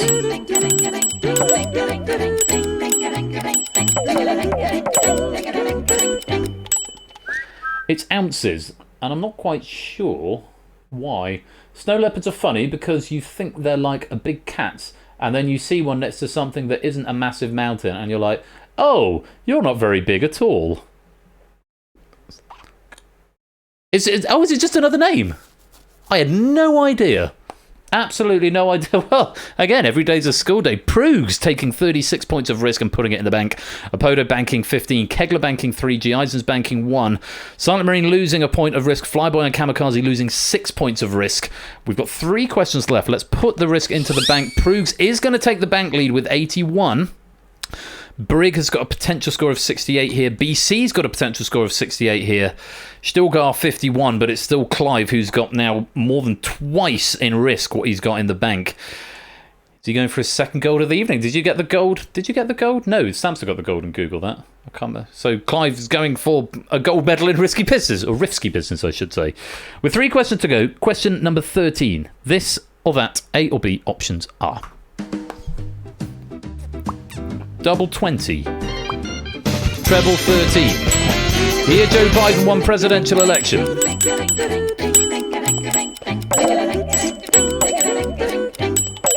Double 20 as in 2020. And Wondertaz, thank you very much for the 100 bits right there. With the Google that sting coming in the middle of risky business slightly caught me off guard there, but very grateful to you for the support, Wondertaz. Thank you very much indeed. Yeah, double 20. Joe Biden won the presidential election in 2020. Clive now up to 91 points of risk after 13 questions right in a row. Pyro losing 3, Nando losing 1, Grams losing 1, few banks there, Stimpson's Angle, Fluffy Bunny and Battyman all banking 1. 2 questions left. Proogs has got the bank lead. It's just Clive who could potentially overtake Pruggs at the moment, but BC still got 2 questions, could still amass, I think, 55, I think, BC, if you get the next 2, which will put you on 95. Not enough to overtake Clive if he banks, but it would be enough to pass Prugg. So BC, you want to keep an eye on him. He could steal the silver. He could take the gold if Clive decides to go for all 15. Of course, Clive is in the position he knows he could bank at this point and have the game knitted up. All you need to do, Clive, is bank at any point and you'd knit it up. But the prospect of getting 15 in a row might be too great a temptation to resist. We've got 2 questions left. Coming up next, question 14. This or that, A or B, options are. Queen Mary Tudor of England, Giovanni Bellini. Possible cocktail namesake alive in the 15th century. Clive says no thank you, I'll just have my gold medal, and bows out with a score to be proud of. 91 points of risk, getting 13 questions right in a row before he decides I'm having none of that. The answer, Giovanni Bellini. They're both cocktails, but the Bloody Mary is named after Mary I, who was only alive in the 16th century, 1516 to 1558. Bellini, supposedly named after artist Giovanni Bellini, was alive in the 15th century, 1435 to 1516. I don't remember Mr. Vertigo. I seem to recall no one has, but also there's a part of my brain that thinks one person might have done. I remember Ape Minky got pretty close, and I think Ape wiped out on question 14 one time. I remember that happening. Someone will probably tell me in the chat if someone has, and I will apologise. Has Quizzle done it before? Oh, BC, you've done it before. I know you got one quite near the end wrong, Ape Minky, and it was devastating. BC, okay, so BC's done it. So I take it back, BC. It has happened a couple of times then. Lewis has come close. Yeah, it's one of those rare achievements, doesn't it? Apparently, it has happened a couple of times, but not very often. So I need to remember, Quizzle and BC have done it before. And BC came on Lewis's pack because he did maths. Very much BC's area. Well, still putting 28 into the bank as well. Apodo and Kamikaze putting 1 each in. A couple of wipeouts there. Brig wiping out 15. Owen Dalton wiping out 10. Ralph and On wiping out 3. AB Me wiping out 1. Let's put Clive's 91 into the bank. He's not going to move from the top of the board, and it's going to take a little minute for it to tick all the way up to 126. That is now an insurmountable lead, but BC could finish on 95 if he gets this one right. He'll finish on 85. Now, this is really interesting, because if we look at the potential score going into this last question, it's BC's got the most movement. 85 would put you ahead of Pruggs on 84. However, if you just bank now, BC, and Pruggs gets it right, Pruggs would get 6 points of risk, which would take him up to 87. So, yeah, if you can bank for bronze, for a guaranteed bronze, it might be silver, depending what happens with Pruggs, if Pruggs banks as well. But I'm not sure if Pruggs has got any reason to bank. But, of course, if Fetz plays and gets it right, he'd go up to 83. And if Pruggs gets it wrong, there's still a lot at stake here on this last question. So, a lot of variables, too many permutations for me to go through all of them. But it is going to come down to this last question. Clive's got the gold, but the silver and the bronze race is all on this. Good luck. No, there's nothing at stake, but I'd like to... Come on, give me a bit of hype here, Pruggs. Question 15 or 15. This or that, A or B. Options are... Nul point. 12 points. 2 TDs, football, Canadien. Pruggs has got there for 6. He takes the silver. And BC chooses to bank for the 85, which means he's going to get bronze. 12 points. The French means 2 stars of David, which each have 6 points to give 12 points. 12 points. So there we go. Mr. Vertigo banking 6. BC's going to bank his 45. And Gia's going to bank his final 1. Let's put the points into the bank and check out the final scores.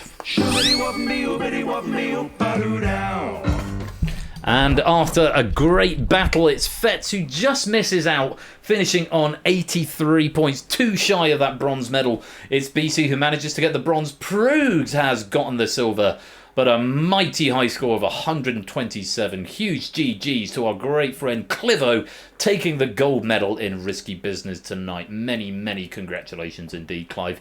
And thank you very much as well to Riff for a beautiful pack of Risky Business right there. Really good fun and loving the puzzly elements of that as well. Had a couple of questions making me a lolotip, actually laugh out loud even though in public. I like that, a lolotip. Actually laugh out loud when I sort of saw where they were going. Really lovely stuff, so thank you very much indeed, Riff. For y'all at home, you should have been told how many pennies you're getting based on the number of points you've got. If I can find my gameplay manager. Probably in managers, really, isn't it? Gameplay pennies, it should be... Come on. 5 times your score. 5 times your score. And hopefully it tells you that on the app now. Which is all very exciting. Lovely stuff. That is it for another game night this evening. My voice is on the way out, and I've got a concert tomorrow night, which isn't good, so I'm going to drink more cider to wet it. I have to sing some Les Mis stuff. Some stuff from Les Miserables and his orchestra. Should be fun, amongst others. Can I once again extend my very special spicy mould thanks to Ramsey Fox for Plinko the quiz, and thank you for trialling the new software, and Cola as well for proving that one. To Arun for Google That, and of course to Lewis for proofing it. Congratulations to Samster on taking the gold there. And as well, can I thank Riff once again for a lovely pack of Risky Business. Again, thanking Lewis for proofing, and congratulations to Clive on taking the gold medal.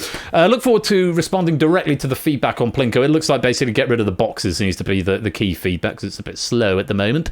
But yeah, go easy on me on that feedback. I've done it in barely 24 hours, so I'll make some improvements ready for when we have it at the charity stream, which is in 2 weeks' time.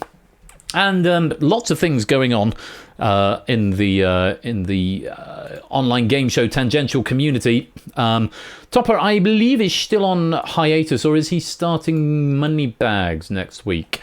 Not till the 14th of March. Topper's back on the 14th of March with his Moneybags tournament. Go give him a follow if you're not already. Ash the Bash, our great friend Bash. I know he had a new season kick-off this week. Was it this week? I think it was this week. He is going to be back next Wednesday, and he's not here next Wednesday, I beg your pardon. He's looks like he's with the family next Wednesday, according to his stream schedule. So no stream from Ash on the 6th of March, but he will be here on Friday the 8th of March with Equation Grid, The Vault, and 1 versus 100. So go and give him a follow if you're not doing so already. If you're not, what are you doing? Go give him a follow next Friday the 8th of March. As for me, I've got one more stream of the main season before the big tamale in 2 weeks' time. And next week we're going to enjoy a message from our sponsor, Proofs. We're going to enjoy that right now, actually. Thanks for an enjoyable evening, everyone, writers, players, and of course our host with the most. Ta. You're very welcome, Bruce. Thank you for the 100 bits. And I'll send you a message. I'll WhatsApp you about doing something this week, because that would be a good thing to do for sure. Next week, we have got Crossfire by Oni, we've got Distinction by Lingo, and we've got Danger Zone by Lupine. That sounds like a delicious stream. I do hope you'll join me on Saturday the 9th of March. That's next Saturday for even more quiz. And then, of course, in 2 weeks' time, it's the charity stream, the all-day, start at 11 a.m, go till 1 a.m, charity stream, raising money for Calm. More information is going to be forthcoming at some point this week, although I'm in Salford all week with work. So, yeah, I'll try and find some time to do that. It might be it ends up being a lot of evenings the week after, possibly some time next Sunday. So I don't get back until the Saturday. So hopefully I won't get stuck in traffic, but there is a non-zero chance if something gets delayed, something might happen to next week's stream. But I'm optimistic I'll be back in time, fingers crossed. And we'll have Crossfire by Oni, Distinction by Lingo, and Danger Zone by the Lupine One ahead of the charity special on the 16th of March, which I do hope you'll all come and join me for, which will mark the end of Season 13. That is going to be it for this evening, and we are going to go raid JB Henry. Friend of the community, and he is playing SSX at the moment, which I think is a snowboard game. I think it's a snowboard game. And we're going to go and say Julie.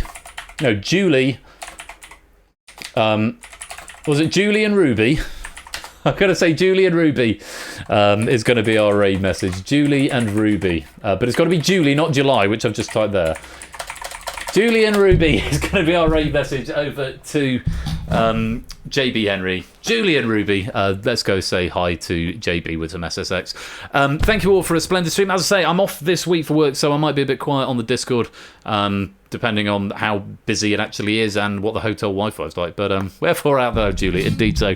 Thanks again to all our writers and proofers for this evening. I hope you've had fun. Congratulations to our winners.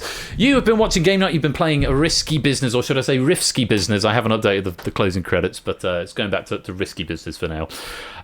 Until next week, be splendid and wonderful and marvellous and safe as always. And until we meet again, take care. Peace out and good night. Shoobity whoopity whoopity whoopity whoop. Whoop shawam. Whoop shawari whoop. Whoop shawam. Whoop shawari whoop. Whoop shawam. Whoop shawari whoop. Whoop shawam. Whoop shawari whoop. Whoop shawam. Whoop shawari whoop. Whoop shawam. Whoop shawari whoop. Whoop shawam. Whoop shawari whoop. Shoobity whoopity whoopity whoopity whoop. Whoop shawam. Whoop shawari whoop. Whoop shawam. Whoop shawari whoop. Whoop shawam. Whoop shawari whoop. Whoop shawam. Whoop shawari whoop. Whoop shawam. Whoop shawari whoop. Whoop shawam. Whoop shawari whoop. Whoop shawam.